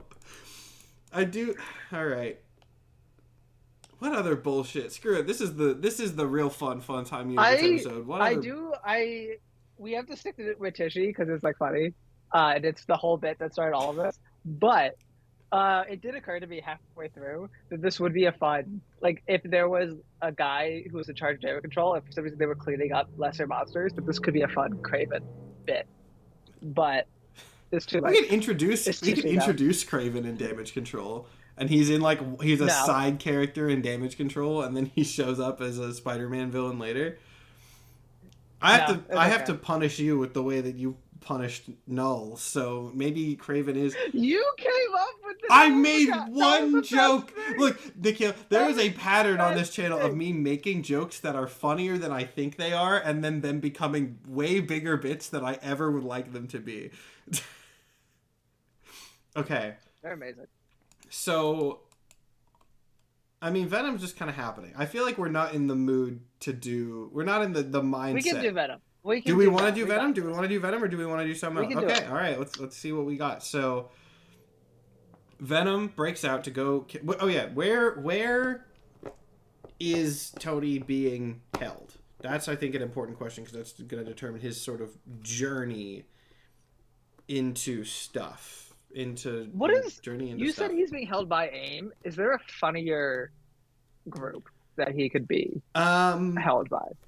I mean, I was thinking this series was going to be like very edgy because it is alcoholic Tony Stark as Venom. No, I know. But, edgy also works. Funny was the wrong term, but like a more specific pull because AIM doesn't have AIM is super generic. Let me see. There's got to be like a master list of organizations within the Marvel Universe, right? That's got to be something that is... Hopefully. That exists. Let me just go to like Hydra and then see what categories that is in. Top 10 enemy organizations in Marvel Comics by Go Book. Public Identity Organizations. Found them. Oh, the Hand. Why the Hand, though? Because it has to... Why? Wait, hold on. You wanted edgy. It does not get much edgy. It does not get a lot. What about Ace Picture Company? That Spider-Man tried to license his image to in the 60s so that they could make trading cards. What about the Anchorite sect from Death of Dracula 1? What about there's multiple pages of every different iteration of the Avengers on there's Okay, hold on. This is actually viable enough to show. Okay, so I'm literally on just organizations. And look at all these Avengers ones. So the Avengers starts. Hold on, I'll bring it over there so you can see a little bit more. Avengers starts here, and then it's all of those. Oh wait, hold on, we're not done yet because there's still all of these different versions of the Avengers, and then all of these over here. There is 2 whole category pages of just different eras of the Avengers. Or different iterations. But what other fun stuff? Oh, the British Army. First appeared in Human Torch 10 in December 1942. Human Torch 10? Yeah, apparently. Human Torch had a solo series? If 1942, it would be Jim Hammond Human Torch. No, I understand. I know. I guess. I don't even know. But because it's Marvel Comics that is him read Namor. So they were like, this really picked up. Hold on. Let me look. Let's do I'm right. Let's do the research. We can make Venom fight the British Army. I mean, I'm not against that. I don't hate that concept that you just said.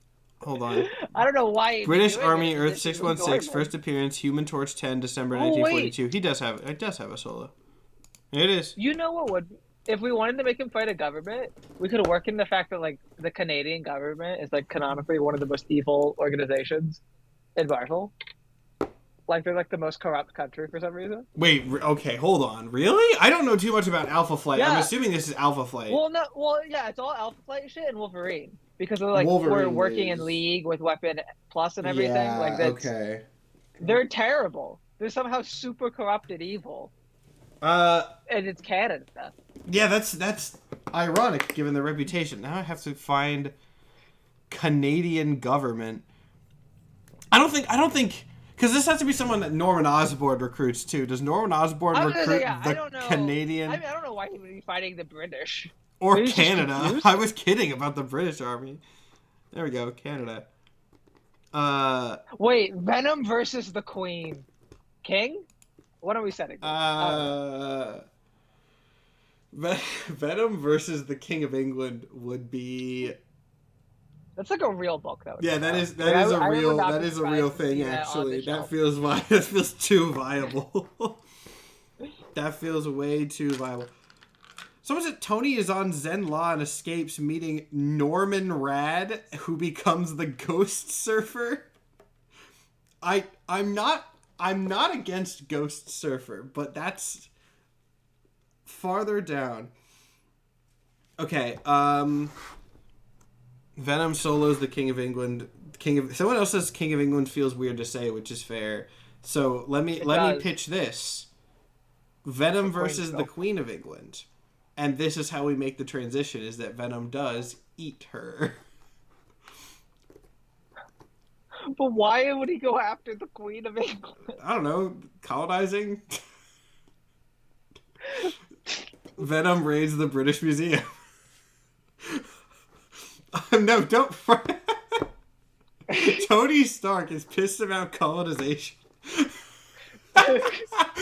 Tony Stark's redemption arc. Tony Stark learns war is bad, takes it to its natural conclusion, declares war on all colonizers. Oh my god. Okay. No. We're so in the weeds. I feel like, okay, we can't do Venom right now. We can't do Venom right now because Venom inherits. We can do it. We can be edgy. It's fine. Can we be edgy? Can we be edgy? Just pick an edgy ass thing. Okay, all right. Hold on. I'm sorry, my wiki page still is just up on Canada. Okay, I'm gonna skip down to the middle of the alphabet. Macedonian Empire.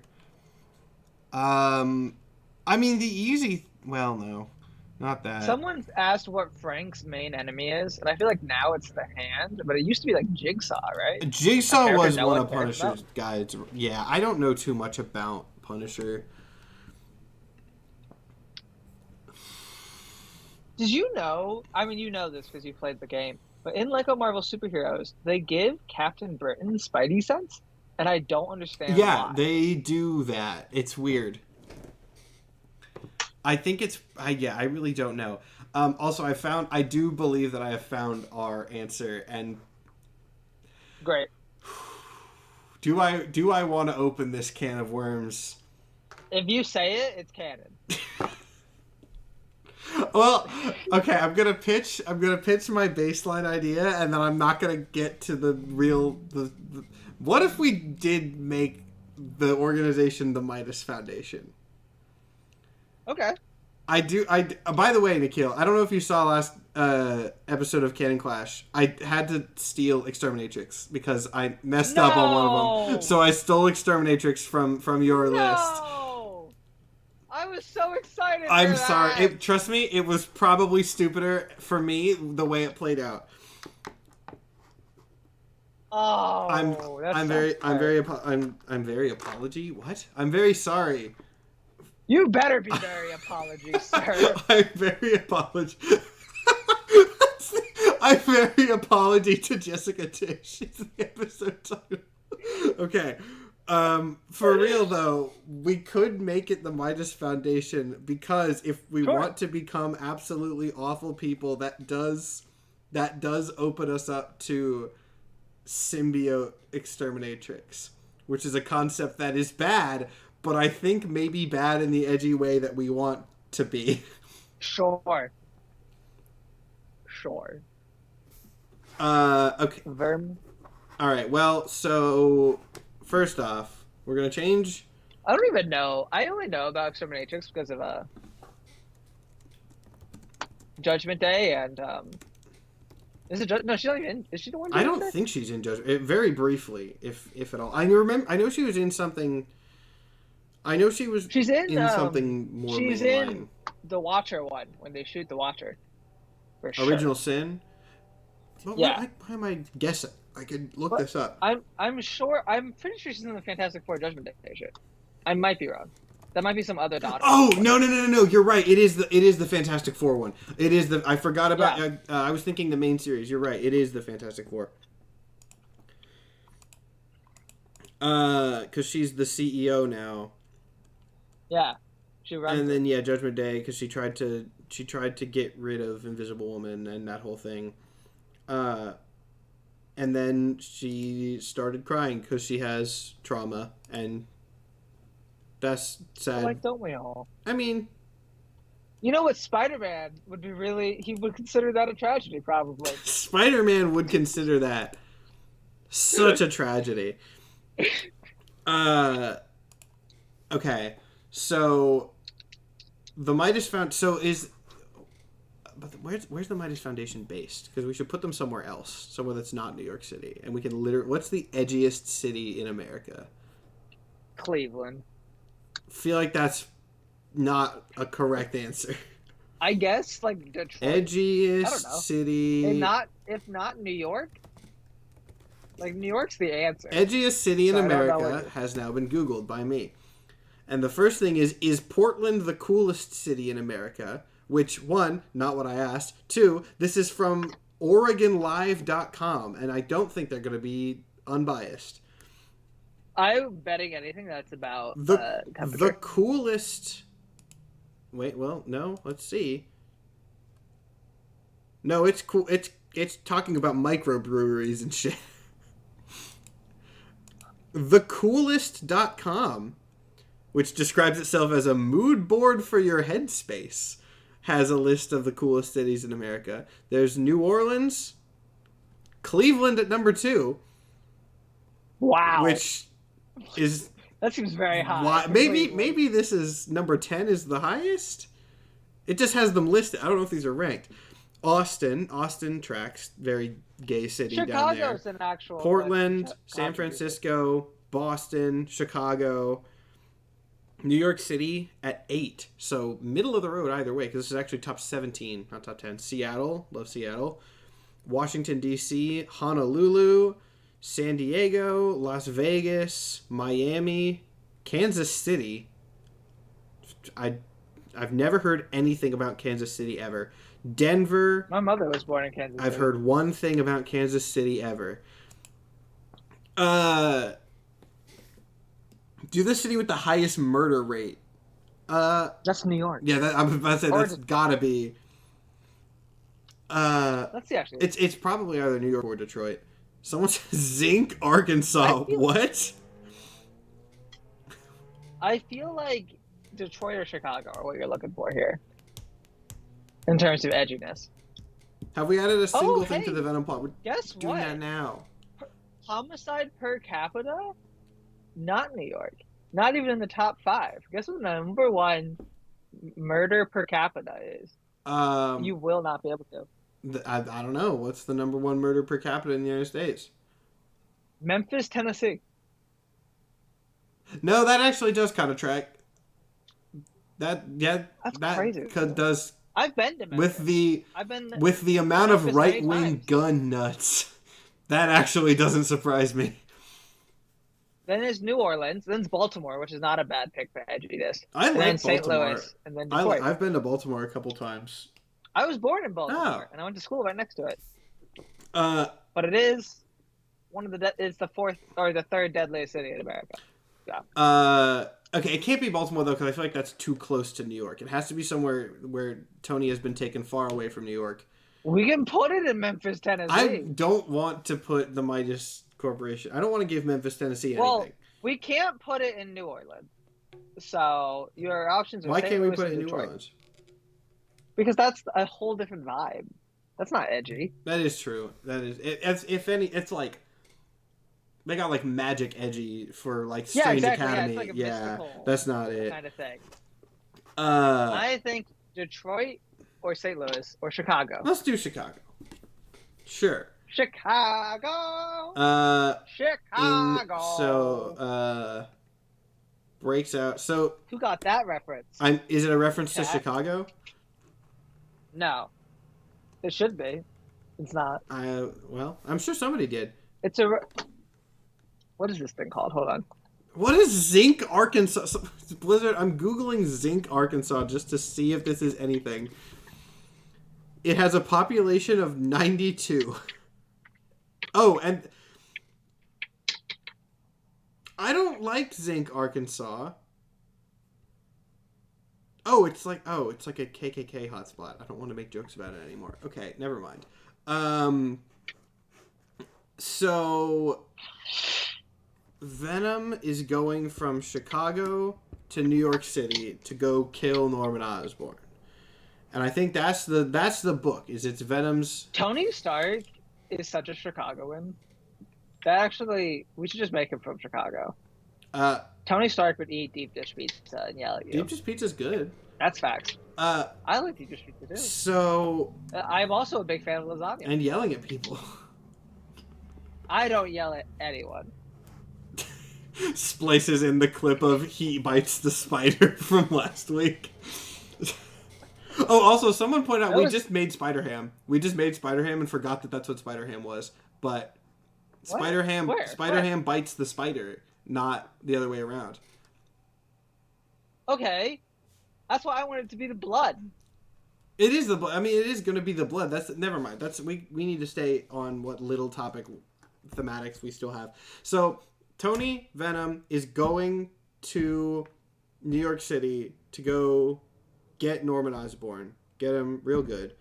You bet his ass. I mean, do we want to just fully lean into this vibe of like symbiote powered exterminatrix is chasing him? I think what we have here is a nice 90s style road trip comic. Yeah. That is Tony Stark Venom walking to New York. And he can go to a bar, and then the bikers are like, don't fuck with our rides. And then he fucks with all of them, and he kills them. Yeah. You know? Classic. And I think him being chased by like the all black edgy dominatrix lady across the country fits that vibe perfectly. All right, cool. So we have set this up in the most 90s way possible, and that's And only, what is this, 2 hours into the we story? also wrote this. We did. We I wrote wrote that. the I did a whole thing. recap for a bit. Okay, so Tony begins his edgy 90s journey Edgy 90s. from Chicago, which I gotta find out like how long that would be, to NYC, Chicago. pursued by a symbiote enhanced. I don't think a literal symbiote, but like symbiote tech and weapons and stuff. Gooey. Just write gooey. We'll know. I don't want to write gooey. You can write gooey if you want, and then my hands will be off the keyboard, and everyone will know that you were the one that did it. Todd McFarlane would write this. Yeah, this is basically Spawn, I think. From what I understand, this is basically Spawn. I really hate that we put gooey. Can we not put gooey on? you can take off gooey. The context of that, I do. Oh wait, it's only undo. So I tried to undo, and it only undid my typing, and so I accidentally erased every word but gooey. I did the exact opposite of what I wanted. Well, now I just see it says Tony Bag, which is another option. Okay, so I gotta type the whole thing again. Damn it. His edgy 90s journey from so it would take 12 days, it says, nonstop to walk from Chicago to New York, which is remarkably short. Like, I guess that's gonna be constant. It'd be more like a month, but still. To NYC, pursued by a symbiote enhanced exterminatrix. We all know. I'll put in parentheses afterwards. Okay, so I mean that's basically the series, and then like the second arc is I guess him like Exterminatrix is the villain of the first arc, and then he gets to New York, and then like him trying to kill Norman is the second arc. Yeah. All right, cool. So we've got we got to something that very much fits the vibe that we're going for. It's incredibly cursed. Do we want to do more Venom, or do we want to move on to some? I mean, any level of like cohesive structure that this episode and series in general has is gone, and I'm very okay with that because the vibes are hilarious. Where do we want to? Okay.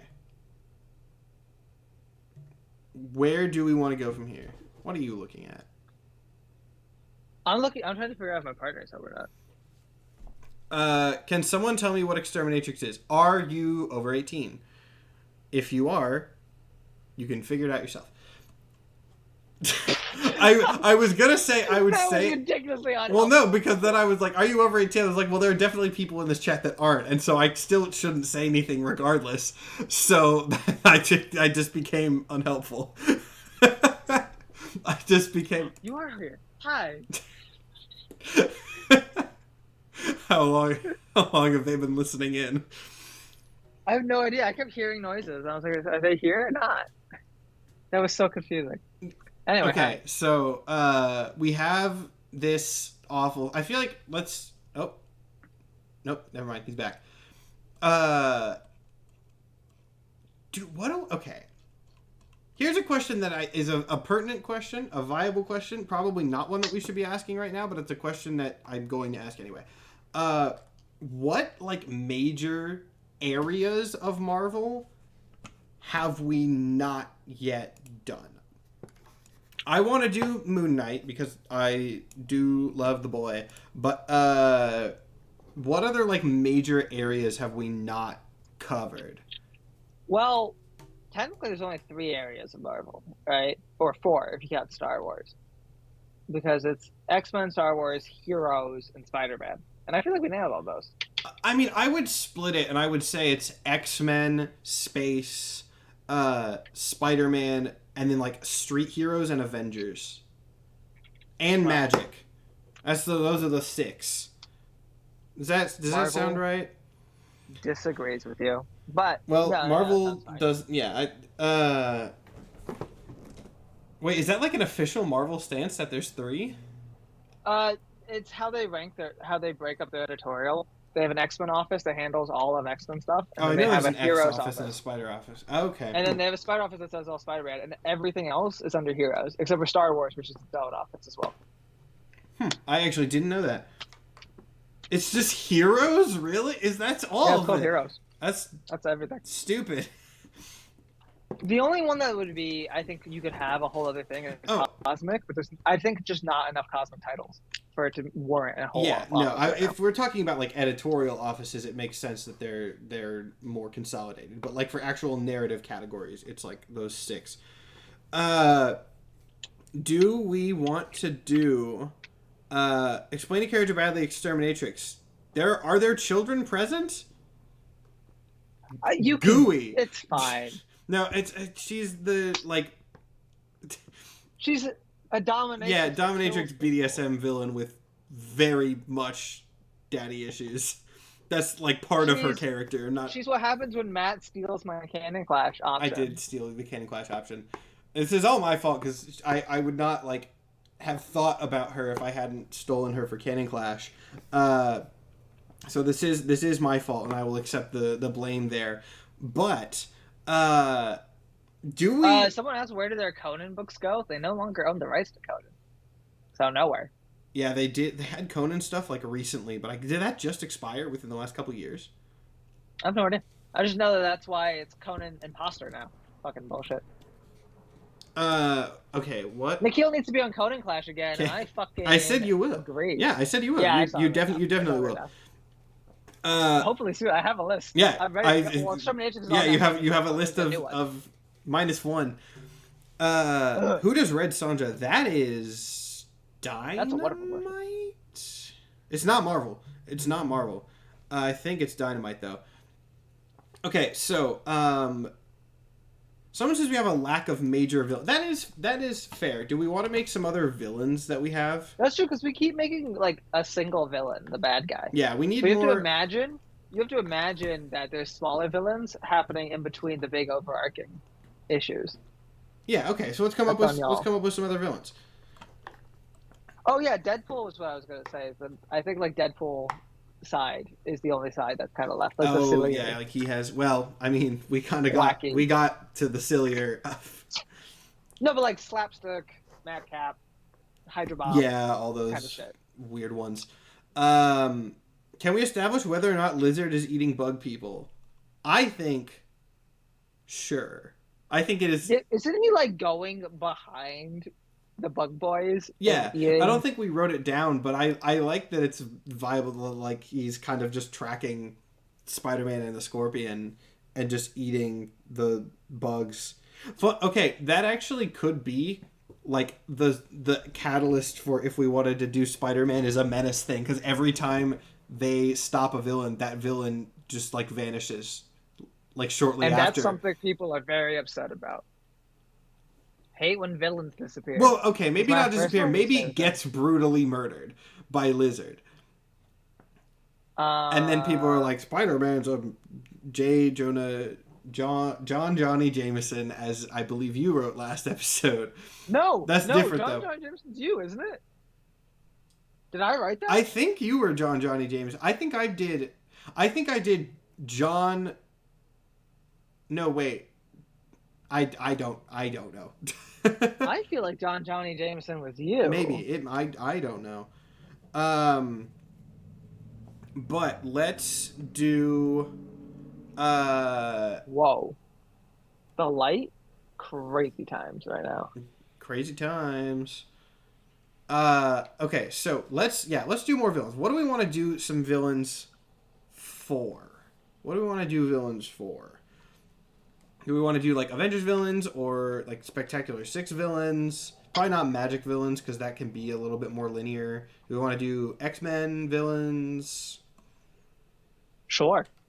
All Uh, of the above. One guy. You know what time it is, Matt. You know what time it is. I don't. I'm not sure what you're gonna. Are you typing something? What's happening? No. We say we're gonna make other villains and not just make it one guy, and then we immediately just slowly increasing in size. It's perfect. It's exactly what we wanted. It's exactly what we needed. The fun. I can make Amy yell at her computer right now because Zraven is part Carnage and Scarlet Spider is Carnage. So what if Scarlet Spider Carnage's memories get wiped and he gets restructured into a new bad guy that using the Carnage symbiote that he has and the memories of another person. He's already yelling at me.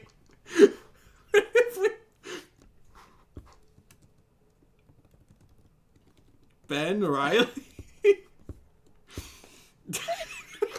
can't be a person. No, I'm not gonna, I am incredibly not serious. Wait, Fear not. Hold on. No, wait. Hold on. Don't hold on that. Amy's gonna come stab you. If we're gonna do a person, we have it. I have it. It should be Craven. Someone asked, right? is that Hold what on. Chasm is? I did a video on Chasm, like Friday. Like Thursday or Friday. Wait. All right, hold on. Her second. Why are we typing back in damage control? Why are we going back to this? We're gonna do the Craven thing, okay? We're gonna do what I said. Her second in command is Craven. The bit that you got 75. so sad about when I said you've turned around? Hold on. It's okay. Because Vermin kills Tishy. Craven fucking hates animal thingies. Animal thingies now. What do you call them? Animal thingies? Anamorphic animals now? I don't know. He hates bug people, is the point. Animal people. Okay, I got this. That's what I got this. I got this. I got this. I don't know why Craven hates furries. That's what I was avoiding. Yeah, and I knew that, and so I took the initiative and did what you weren't willing to. Fine. The word you were looking for is anthropomorphic, by the way. We could bring in everyone's favorite character in Marvel, Anthropomorpho, who has nothing to do with furries, despite the name. But... book runs for 15 more issues. A bit thing I put in this, but Craven, I'm just gonna gets RoboCopped. All right. Into Zraven. Into Zraven. So by killed. the Midas Foundation. Let's go. We brought it home. We brought it home. So killed by Vermin. Brought back. So the Midas Foundation is just like our life foundation, I guess, which I like. That's cool. That's neat. Zraven. However, here's the fun facts about Zraven. I guess it's not Zraven. It's X-Raven. The X-Raven is, in the books, a combination of Carnage, Craven, and the original 5 X-Men. But our original X-Men are not... Are different, yeah. We don't even have the 05. No, we have none of the original 5. Closest we have, I believe, is Nightcrawler. What? Also, someone in chat said furries that are bugs are called crawlies. Yeah, bad. And then lizard. Bad. But reptile ones are scaly. I've heard scalies. Those. I've never heard crawl. Look, I'm not gonna judge if you're a furry. It's not that I support you. It's that I literally just don't care what you're doing. Bug furries is weird. Oh, we do have Angel. We have Angel. No, buddy. Carnage. Oh, it should be Carnage still, or it should be Venom now? It's going to be the life. Did you just copy paste? I did. I just need the formatting. Okay. Should it be Venom now? Because if it's going to be the other people. Wait. It can be Venom. Yeah, I guess it should be Venom. It doesn't functionally change that much. Alright. Well, it doesn't make sense anyway, because how the fuck are you a clone of Carnage? I mean, Venom. that's kind of Toxin, I guess, but I digress. And the original 5 X-Men, which were, in our universe... Oh, I caught it. which were Jessica Tishy. Oh, Beast was apparently also in the Brotherhood of Sexy Mutants, which I forgot about. We didn't get to that in the recap, so for anyone who's new... No, the X-Men I'm not very proud of, because when I was I didn't know how fucking Are you proud of any of this? Some of it, yes, because some of this is weird, and I love some of it is kind of... Also, these are our original 5 X-Men that were established. Some of this does So he has the powers of Beak, Cosmar, Honey Badger, Chocolate Boy, and Baby Forge. Okay, so how... I think, how does this shake out? Well, one thing, he's actually dramatically more powerful. Yes, yeah, for sure. Mostly because of Cosmar and Forge, right? Cosmar and Forge, and I would argue Chocolate Boy, but yes. And then Honey Badger's just Wolverine, right? Just Wolverine powers? Yeah, Wolverine powers. But one claw, like Lore. Yeah, yeah. Cosmar is like monstery, right? She's a reality warper. She accidentally warped her face. Oh, is that really the origin? Yeah. Does she not? Can she not warp it back? Oh wait, she looks a lot more normal. No, she has mask. Mask helps her put it back eventually. Okay, she still looks a little bit monstery in this, but less so. Okay, so yeah, this is a far stronger Draven, because it's what? Craven. We have Craven, Venom, reality warping, healing factor.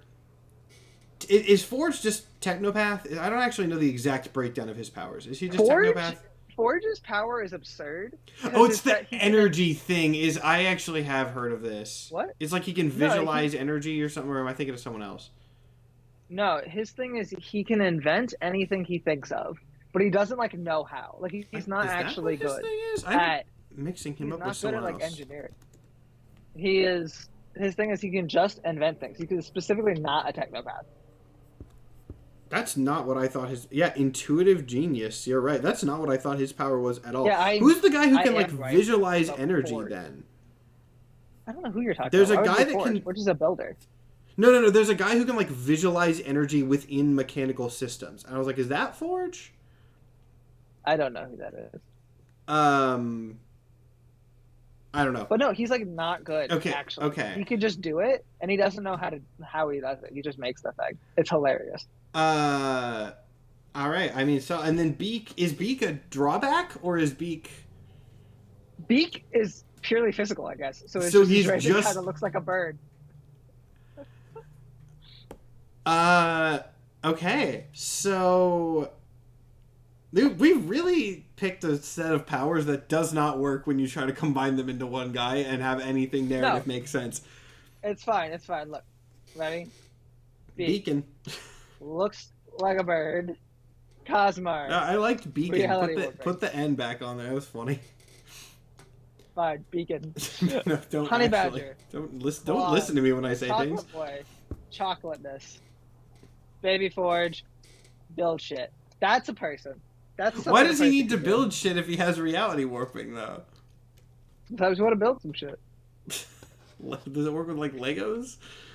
Baby Forge specifically builds Lego sets out of it? Okay. He's not literally a baby. He's 9. 9-year-old Forge, but... Well, I believe the joke was that instead of Baby Storm, it was Baby Forge. Oh yeah, I do think that was what we did. So where are we going with this? I think is the question that... Well, here's what I'm thinking, genuinely. Okay. Is we put a lot of effort into Damage Control. It's a big hit series. It's a 90 issues. Yeah, actually, 90. And it ends with the culmination of Kraven's introduction, and then Draven becomes a one-off baddie in Venom's edgy book that he fights. Alright, cool. I'm fine with that. So I just, yeah, okay. You were gunning so hard for like, no, I don't want to put Craven in this. We got to do something with Craven, and you have flipped. You've done 180-degree turn. This is what I was saying. This is what I was saying. Like, why I don't understand the null people. It's like, this is fine for me as long as it's good, like hilarious. I'm happy. The Funtime universe has changed vibes so much, and I'm okay with that. Someone says Zraven is killed. Wait, Zraven is killed by the real Craven. No. This is a resurrect. This is in our universe is a resurrected a Craven. I Cravine. put Gambit. Guys, Gambit, Leech, and Chad have all appeared in this series. Gambit's only thing was that he was insecure about his eyes. Chad, I gave a cool origin, and then we never did anything again with him. Oh, it's cool. And then Leech, Leech just hung out in a tunnel. He's not even on the original X-Men that we put it together. Leech got a whole arc. Leech got a solo series and a whole arc where he fought Angel. I'm just saying. I'm not of the opinion that my faves have to be very important here. I'm gonna write 3 pages on Moonlight just to counter the energy. Okay, it has been 2 hours and 10 minutes. We gotta go. We got 50 more minutes. What do we want to cover? I don't even know. I came up with more villains, because we have this beautiful formatting. We have another, I guess not an X-Men villain. We have a Venom villain. Let's make some more X-Men villains, because we just kind of wrote like Fights Whirlwind and then just left it at that. So yeah, I guess we could give the X-Men like an actual arc. Yeah, let's do we were waiting some actual stuff with the X-Men. So who do want X-Men fight? Who the heck is this? I'm just clicking through links on the Forge page. Who is Amanda Sefton? You don't know Amanda? Just an evil magic. Crazy. She's in 84 books. Amanda's relevant. Amanda's Nightcrawler's girlfriend for a long time. I've actually never heard of her. She's a magical user. She takes over the mantle of magic after Ileana, and because the original book is actually called Storm and Ileana: Magic Volume 1 is about Amanda Sefton, which I find very funny. Weird. I did not know that. Huh. Yeah, longtime lover of the X-Men Nightcrawler. Huh. See, I actually learned something. She's also Nightcrawler's adopted sister. So. Oh, I remember you telling me about this. About the fact that Nightcrawler does that. Huh. Weird. Alright. I gotta turn my laundry off. I hear that faint laundry song in the background. I'm gonna look through. Love a laundry song. I'm gonna look through some more Lords of the Splinter Realms. Oh, these are just like the Fear Lords. Oh, should we go down? Look, we already made the Exterminatrix jokes. Should we go down the Excalibur rabbit hole to try to find some villains? Sure, but I feel like, I don't know. With everything we're doing, maybe it's reductive at this point because we have so many other cloners out here. But I would like to see Sinister pop in. Because I mean, we put Sinister in like very, very, very briefly, right? Did we? Oh my god, he is mentioned. Yeah, we very, very did. Oh briefly. yes. The idea we had with Sinister was that he was going to be in the Kulon Gath thing. Yeah. And then he liked it so much that he's just stayed a villain. Thanks for watching the TikTok live. I'll leave it this. Anyway, okay, yeah. So, do we want to do some stuff? You're right, because we do have so many genetic engineering things. But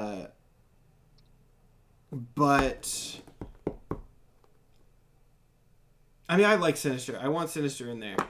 I think it's a very funny thing that he went through the reality warp and was like, "This was fun being a villain. Now I'll just be a villain for real." And now he doesn't know how to be a villain. That is good. And that's hilarious. We're gonna pick it up with that. That is good. But the thing is, do we want to do like? Because I think the goal now is we just make more like villains. So that's one that's done. It Do we could want to be. do? It could be. I don't know. We could have Apocalypse so involved, and have Apocalypse kind of like be like, "Yo, you want to be a bad guy?" And then Sinister's like, "Yeah." Well, that isn't that kind of what So that's like Selene very close does. to it. That's what Yeah, Selene does. I Yeah. was like, that's just the Yeah, arc. that is what Selene does basically. What other X-Men villains do we want to put in as like more minor or less whatever, less major sounds better than more minor.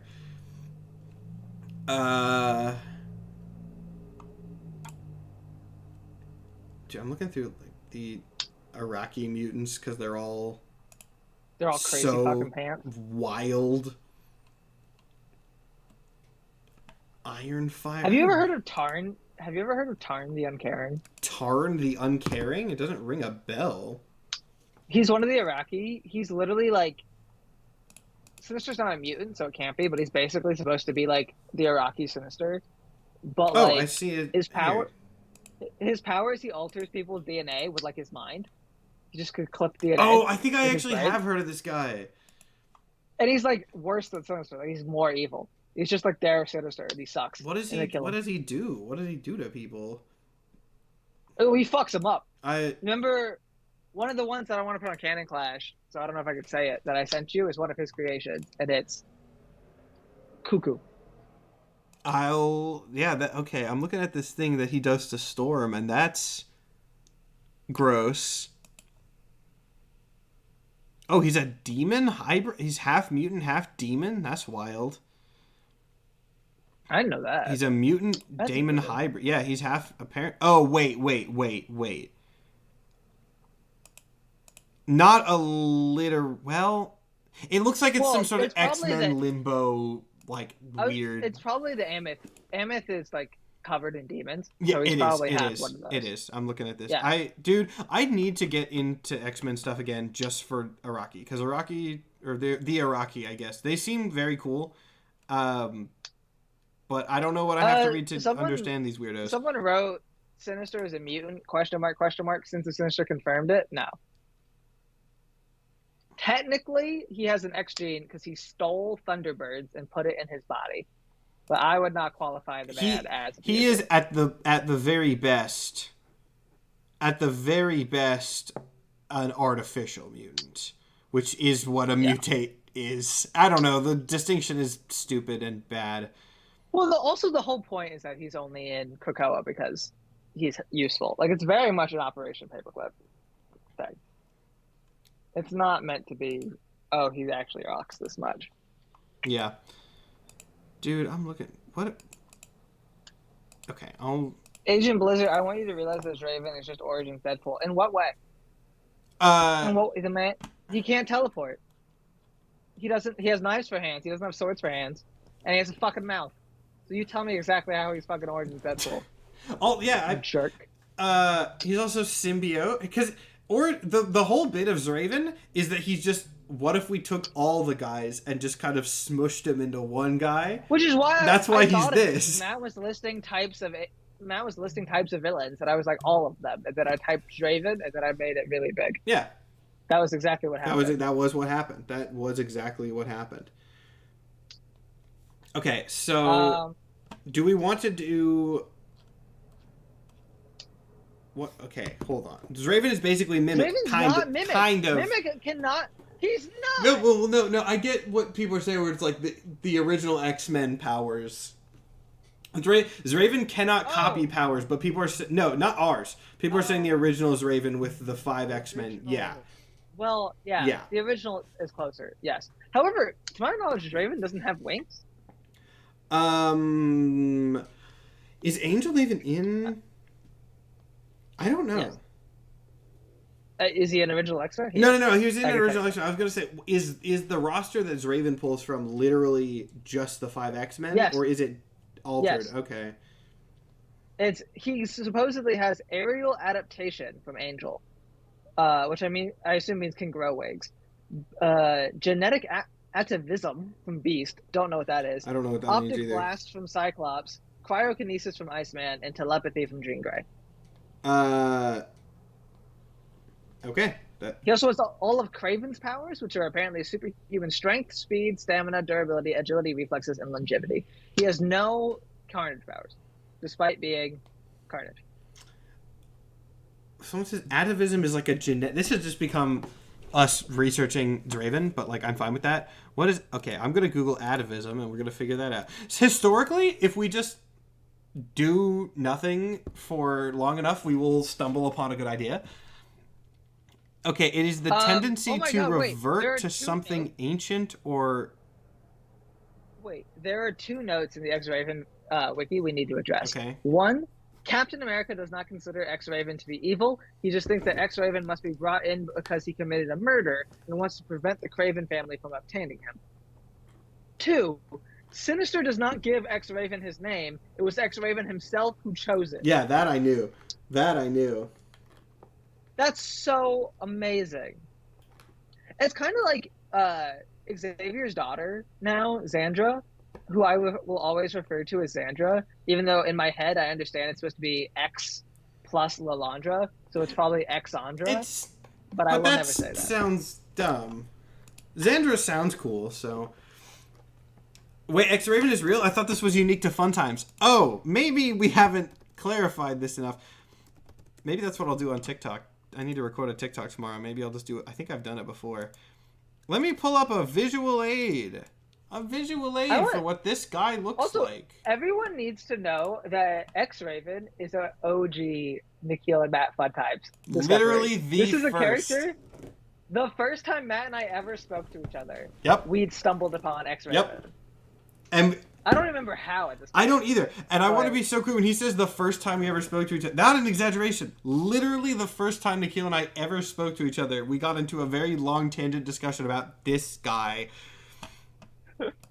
Who is a weird clone of like 6 guys. Plus a symbiote. 7 guys. 7 guys, I guess. It's just a lot of DNA cloning. You know how Sinister be. You know how City Boy goes. You know the Simpson man. I'm sorry, what? I was gonna let City Boy slide, but the Sin man, my favorite off-brand horror movie. It's like man? yeah, the that reads like a mockbuster. That's the word. Like when all those, I can't think of any examples right now. Oh, like Atlantic Rim and all those. It's just the Sin man. Oh yes, the Sin man. It reads like that. Okay, so we need to get at least one more villain on the page. Which let's do. Yeah, okay. You know what? You know what's a gap? A gap in this. We have established that the Spectacular Six doesn't fight the Jackal Mutants, but they do fight bad guys. Who does the Spectacular Six fight, like, first? That, I think, would be a good... Subby the Seafaring Subby the Seagoing Lad. You buffoon. He does not fare, he goes. That's not even a phrase, is it? Seagoing? Subby the Seagoing Lad. That's the character is Subby the Seagoing Lad. Whether that's a word outside of the character, I do not know. Also, someone is saying we need to put Galacta in here, which I do plan on doing, but not today. And not as a piece of equipment, I promise. Not as equipment. Equipment is not what we're going to have.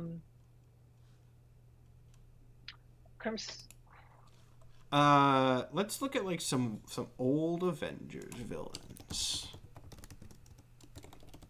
Because the Spectacular Six is not the Avengers, but like they serve a lot of the same roles narratively.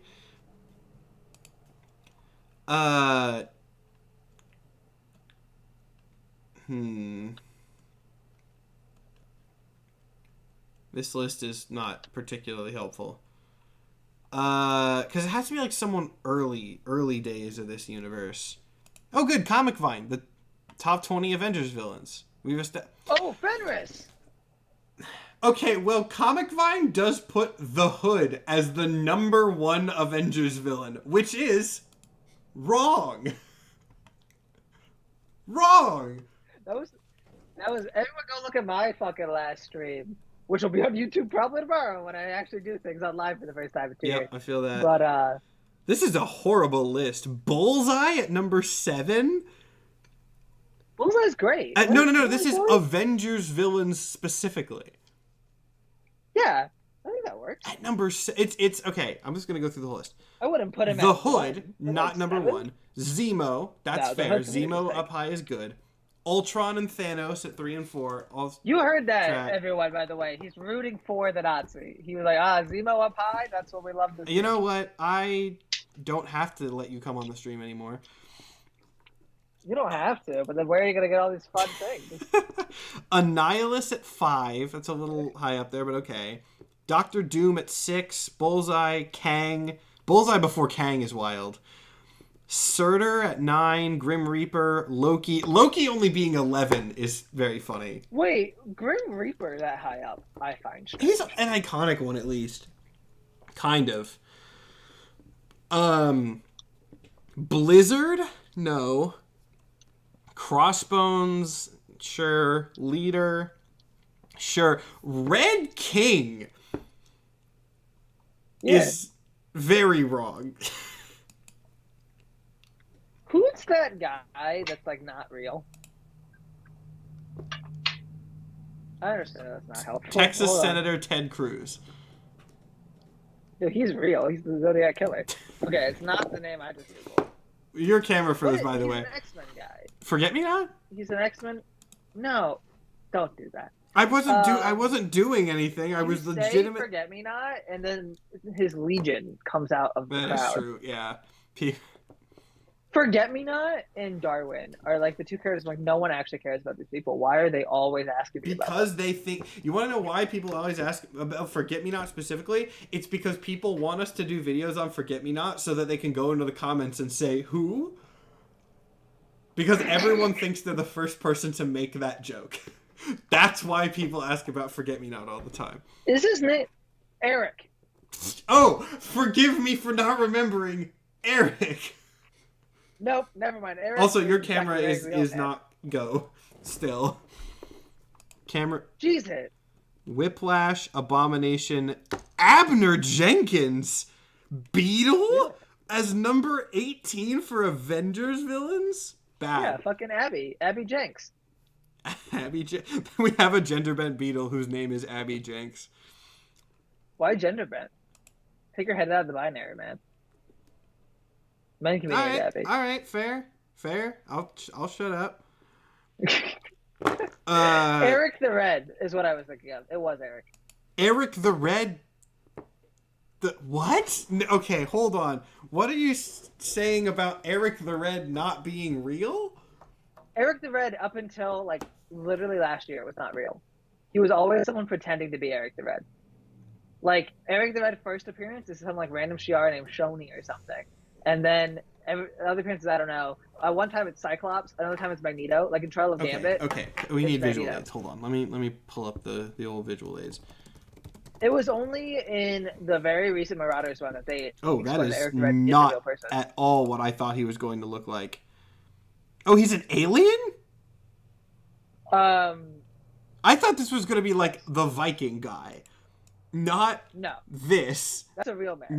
Yeah, that's why I was confused when you were like, oh, what's the one that's not real? And then said the name of a historical... Now, the very funny, or not very funny, but the very annoying thing is that because the recent Marauders run canonized that Eric the Red did He looks exist cool as fuck. and was one person, his wiki's now fucked to me because now it's about the real person, and it shouldn't be. It should tell me about all the times people have pretended to be Eric the Red. Yeah. But it won't do that now. Yeah. Because now it's going to be like on the people who pretend. It's going to be like, this character briefly pretended to be... Yeah. So that's upsetting. But, yes, and like Trial of Gambit, my least favorite comic, Eric the Red is the one holding the trial, and the end reveal is that it's Magneto. Like, until literally this year, Eric the Red was not a person. It was just people wearing this costume. And yeah, now he's a first appearance in 1975. Yeah, so that is very much just Which is really annoying, because different. that one, the whole thing is that he's not real. And he's a guy whose actually name is Devin. And now they're like, went by the name Devin. No. Yeah, wore the mask of Davin Shikari. Also, rip Davin Shikari's wiki. I assume he had one before this. Yeah, it doesn't seem like there's one now. Rip Davin. Look, this guy looks cool though. I like this guy. He looks like a Power Rangers villain in the best way. Do we want to put Eric the Red into our universe? And then we can reveal who Eric the Red was. Oh, I guess Loki's already kind of doing this shit though. Oh, wait, it's just Loki again. But yeah, no, you're right. Okay. Oh yeah, because we need an Avengers villain. I got super off track with the Eric the Red stuff. What Avengers? Somehow I got into the wrong page. I was looking at Batman Beyond villains, and I don't think we should be looking at those for this, unless we want to get this real in the weeds. Okay, see, this is a better list. Thanos, Ultron, Loki, Doom, Kang, Galactus, Red Skull. See, this is an actual list of Avengers villains. Though Magneto at 9 is a little weird. Do you know that the Kree have 2 bladders? No, I didn't. I gotta be honest, I don't didn't. know if all do or not, but one Kree mentions at one point having 2 bladders. One Kree mentions at one point having 2 bladders. Which I would assume all Kree then. Yeah, unless that guy was just weird. Okay, I'm scrolling through here. We could do... Like, who fits as, like, an early Avengers villain? Because it can't be it has to be, like, someone tech-based. Because tech is, like, the only thing that's around at this time. I'm not finding any... What about Reginald 14? Reginald 14. Do elaborate, Nikhil. Well, Reginald 14, real name Reginald James 14, is 42 years old and was once the Major General of the United States Air Force. For his country, he has become something else, something divorced from all conventional military structure, a commander of shadows. But even in the shadows, there must be an order, and he is that order. Just look him up. Just Google Reginald 14? Like the number 14. 14. No, like Fortea. The number but written out. Okay. Yeah. Oh, not... wait. No. I know who this is. No, this guy's cool. Well, look at him. Yeah, this is from Immortal Hulk, so this is going to be some... Yeah. I read his name as Fortean. So that's why I didn't register it. But yeah, he's horrifying. He is horrifying. Yeah. Have you not read Immortal Hulk? No, it's been on my list for a long time. It's great. It's a very, very, very good book, and they do scary things in that. I will be honest, I googled Reginald Marvel to find the Reginald character, and it's not working so far. Yeah, Fortean is he's neat. Wait, hold on. The name... An American writer... Okay, so the name actually comes from a guy. He wrote a bunch of books on... Okay, I shouldn't get into that rabbit hole now, but that's interesting. I'm going to read that later. Anyway. Just Melter. It could just be Melter. It doesn't have to be anyone like... Oh, actually, wait. That's an interesting idea. Let me look at Armor Wars. Because I feel like some Armor Wars participants... Man... There's one thing that bugs me about the MCU is that if you just Google any Marvel thing, you have to now dig... If it's been referenced in the MCU, you have to dig for the comics ones. Just type comics. I did, but Armor Wars hasn't even come out, and you would know more than me, but aren't allowed to say. I'm sure. I don't even know if it's going to. I do know. I, Well, I guess I don't now. Strikes throw everything off. uh, all right. I won't ask you to say anymore. The Mandroids. Oh, I've heard of these. Oh, who's the guy that fights Thor and crashes through walls like the Kool-Aid Man? Is it Mangog? Yeah, Probably Mangog. Magog. Uh, why does this say Titanium Man and then in parentheses next to it Gremlin? You know, Gremlin, back when he was going by Titanium Man. You're joking? I do believe that is the actual. Yeah, there was a little guy named Gremlin who briefly had a stint as the Titanium Man. He's Wait, um Matthew. okay. We're just trying to think of old Avengers We're trying villains. to think of old Avengers villains that could fit for someone minor and unimportant. Also, this is Gremlin. Wait, can we do? This is not an old Avengers villain, but can we do Pogger Pog? I'm fine with whatever. Oh wait, oh see, we've done it. We've stumbled our way into an interesting idea because he's pretending to be one of the Jackal mutants, but he's actually a guy. But he's not. He's the dude. Oh, but, And we just don't make him a mutant. okay. I don't even know what Pogger Pog's actual mutant power is. I actually have no idea. I don't think it's been said. But I think the question becomes then like, why did the Spectacular Six fight him? Because if he's pretending to be a mutant, then that would be an Avengers villain. That would be an Avengers, our Avengers villain, not a villain for our Spectacular Six. That's Groot. No. Groot is not pretending to be anything. Groot just doesn't correct people. This Pogger Pog is a dude in a. It is McGucket. Show him Pogger Pog. They need to see Poggy. Also, Pogger Pog only speaks in rhyme. That's another very important thing to know when you see him. He's neat. I like him.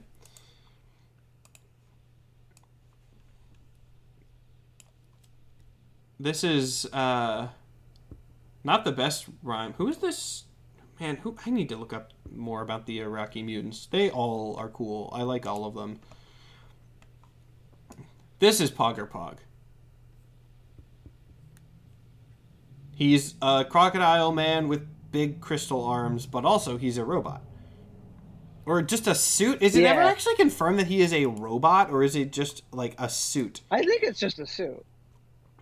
He's a beast original to Amenth. But he. Oh, so he's not a mutant. He's just a guy who's from Amenth. Yeah, he lives in an organic crocodile-like suit. Origin, alien. He's just not a mutant. Oh, he's not a mutant. Dude, I really need to. The Amenth stuff seems. I didn't so know that cool. either. I gotta be honest. None of the Iraqi mutants are like human passing, so it's very confusing. No, they're cooler. Who's They're supposed cooler to for be- that though. Also, Pog means sword in Iraqi, apparently. So his name is Sword or Sword. Though probably means something as well, but part of his name It's an organic crocodile-like suit. That's all it says. Huh. Weird. Okay, so it can't be him. So that is just Groot then. We can make him like a Groot villain later if we wanted to. But it doesn't have to be an alien. Like the idea of hiding in this suit is more important than that can be okay, hold on. I'll put that on an Avengers villain because this is an Avengers guy, I think. Pogger Pog. Villains. He's the poggiest man in the band. Pog. He's the danciest man in Dude the in land. fake monster suit. That's not how you spell that. Suit. Could we get into the Octessence with Juggernaut? Oh, we already did Juggernaut. I didn't get to it in the recap, but Juggernaut, we have the whole Nova Corps is Juggernauts now. They're called the Novanauts. And I think that's actually a really cool concept that we just kind of like wrote and then haven't done too much with. I think the idea of... That's most of those. I mean, yeah, that is very true. I think the Novanauts are cool as hell, but okay. I feel like we're running out of steam on this episode. We need to do like one... Let's get one more... We need a Spectacular Six villain. That's what I want to end this on. We need a good Spectacular Six villain, and then we can call this one. Okay. I'm looking for... I mean, unless we get a better idea. I'm open, but like... Let's see. Armor Wars... Living Laser... Titanium. Living Laser could be fun. Living Laser's cool. I'm fine with Living Laser. Because actually, my question is, why are they fighting anyone? Like, if they're also evil? They're like pretending to be. They're not evil. They're just, the way I've been describing it is they're not evil. They're just shitty. They are like Norman Osborn's superhero team that he has because the government is paying him obscene amounts of money to have it, and they'll deal with like some of the threats. But if it's inconvenient for Norman to deal with them, then he will not. If that makes sense. It does.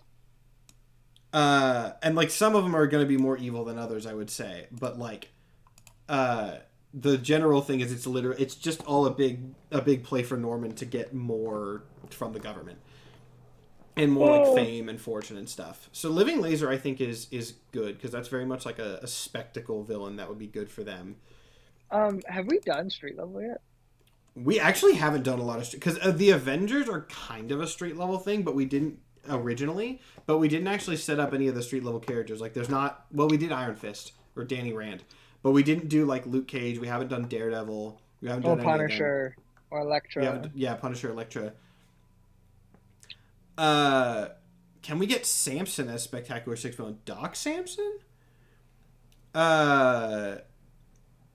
Also, Wrecking Crew is also actually pretty viable.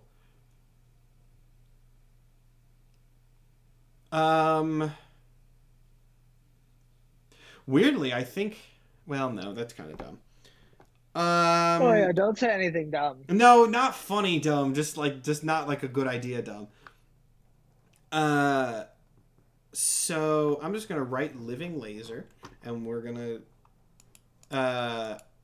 Wait, who's the boy that has the worst name ever written in history? Dick Ryder, Nova. No, it's pretty bad. No. That is pretty bad though. You're right. Zax. Oh, the lightning guy. Yeah, that's not worse than Dick Ryder, but it's horrible to think about. Spectacular Six villains. Living Laser and Zazat, like they're just like energy monsters because that's like is that like a thing? Okay. I don't they just fight a bunch of energy monsters. The only note in Zax's wiki is that he was once referred to as the lamest villain of all. By who? Deadpool. Oh yeah, okay. I mean, he is literally just a big lightning guy, so I think that's probably fair. Also, yeah, I put an X. I put in. I don't care if I have the right number of letters in there. Living Laser. Wait, Matt. Guess the most recent appearances of Zax. 2018. Nope. I don't think it's going to be like 2016. Nope. Am I getting hotter or colder? Colder. Then in that case, 2023? Yep. In what? In Scarlet Witch. Oh, I need to catch up on that series. That series is doing some cool stuff, and I have not caught up on it yet. Okay, I actually like the idea of the Spectacular Six. Like a bunch of like energy guys are some of their villains. What other? Okay, hold on. There's got to be a category on the Marvel Wiki. If I just go to Living Laser, like energy. Oh, Claw. Oh yeah, Claw would count. Okay, so they just fight a bunch of energy. I think that's good. I think that's good. Just different forms of like energy villains. Mary Purcell. Mary Purcell. What? You know. Mary Purcell. I don't know what your audio has gotten a little bit worse, and I do not know what you're saying. I'm saying Mary Purcell. Mary Purcell. Mary Purcell. Who is this? You know. Also, why? There we go. Spelling okay. She possesses the power to have a gaseous form, and uses it to possess other people. Wait, is this like Vapor or whatever her name is? No, her name is Mary Purcell. But what's her super? If anything. Nope. Her name is Mary Purcell. Her name is Mary Purcell. She's energy gas form. that possesses people. Gas that possesses people. Okay. There's a lot of characters with an energy form. I don't know why I thought that would... Oh, because this is just giving me, like if there's psychic energy, then they count. Like, Dormammu counts. That's lame. Who is Sandy Vincent? Stratosphere? Alias Centurion. Both of which similar energies. Wait, but she was a different guy than Centurion. Who? Whoa, this dude's suit is kind of... This dude's got a wild suit. Look at this guy. I don't know if I like this or not. I really can't tell. I'm putting him on the list. Centurion. Okay. Okay. I think that we have run out of steam on this episode. We have done... I think so, too. I have done... We had some high highs. We had some very high points, and we need to know when to pack it in, especially because this is weekly. So if you want more of our glorious heights, we will be back. Well, we figured out Venom, which was the goal. We actually did. We didn't Vermin. do that much, but we figured out Venom. We did, with apologies to Jessica Tisch. We did Zraven, and then we just kind of wrote some other villain names down on the document. And you know what? That's going to be good enough. That's the day. Also, I still got announcements to do, so we got a couple minutes in. Nikhil, do you want to plug your stuff real quick before I do mine? Hi everyone. My name's Nikhil. I occasionally attempt to stream on Twitch, and occasionally it allows me to. Tomorrow I'm gonna do something very strange. I don't know how many times I'll do it, or if it'll be popular, or anything. But come to that. It'll be at 3 p.m. Pacific. Are you not going to tell us what it is? Is it just strange?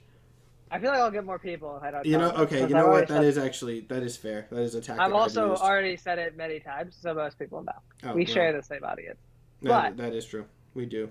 Tuesday we got TikTok. I have one of those. Nikhil Clayton. YouTube.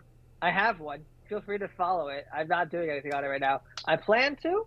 And also tomorrow, hopefully I'll post an Addams Family compilation video, because the one that's on YouTube right now has 100,000 views, and that would have been pretty fucking nice. And if you don't want to wait for Nikhil to post it, it's already there, and you can just go see it in a way that gets him absolutely nothing. Yeah, it gives me no money. The same guy who posted my Alien General one, and I'm curious how many views because I have that one up, and I'm curious how many views my Alien General video has compared to his. We'll see. I'll look at it tomorrow. Go look at Nikhil's Twitch and his YouTube. And also, I mean, you're already on my Twitch, but you should also look at my YouTube. That is mostly just where I post Twitch VODs and stuff. But if you want to see the previous episodes of this, or Cannon Clash, or the other nonsense garbage that I do on the internet. Also, catch me on Cannon Clash when Matt lets me back on. Yeah, which will probably be soon, because it makes it much easier for me, because I don't have to write as many questions. I don't know how you did 20, ever. It sucks. It took me like 2 days to make 10. It sucks very badly. But hey, I've how many have I done? I've done probably like 150 questions for that show at this time, because I've had some Panda did, some you did. Technically, Amy's done a few, but I've done at least like 125. It's wild. Anyway, watch that show. It's a fun little game show that I do. All of season 1 is on YouTube. Season 2 of that will be uploaded, or episode 2 of season 2 will be uploaded. I'll say by tomorrow. I'll probably post it. I'll probably get it uploaded tonight, but it'll take a bit, so I'll set it for like a premiere for tomorrow or something. And then Outlaws of the Seven, D&D is still happening. We have a few more episodes of that, and then we have the new Halloween special show, Agents of Hades, DM'd by me again, on Friday, October 13th. That is going to be a 3-episode miniseries starting on Friday the 13th, which I'm very excited about. But I also have a Patreon. I guess that's another thing I should plug. If you want to help me get some more consistent income so that I can amazingly continue doing this as my full-time job, check out my Patreon. There's some fun stuff there. But yeah, that is all that I have got for you tonight. Thank you, Nikhil, for coming on. We will see you back next week. Have a good rest of your night.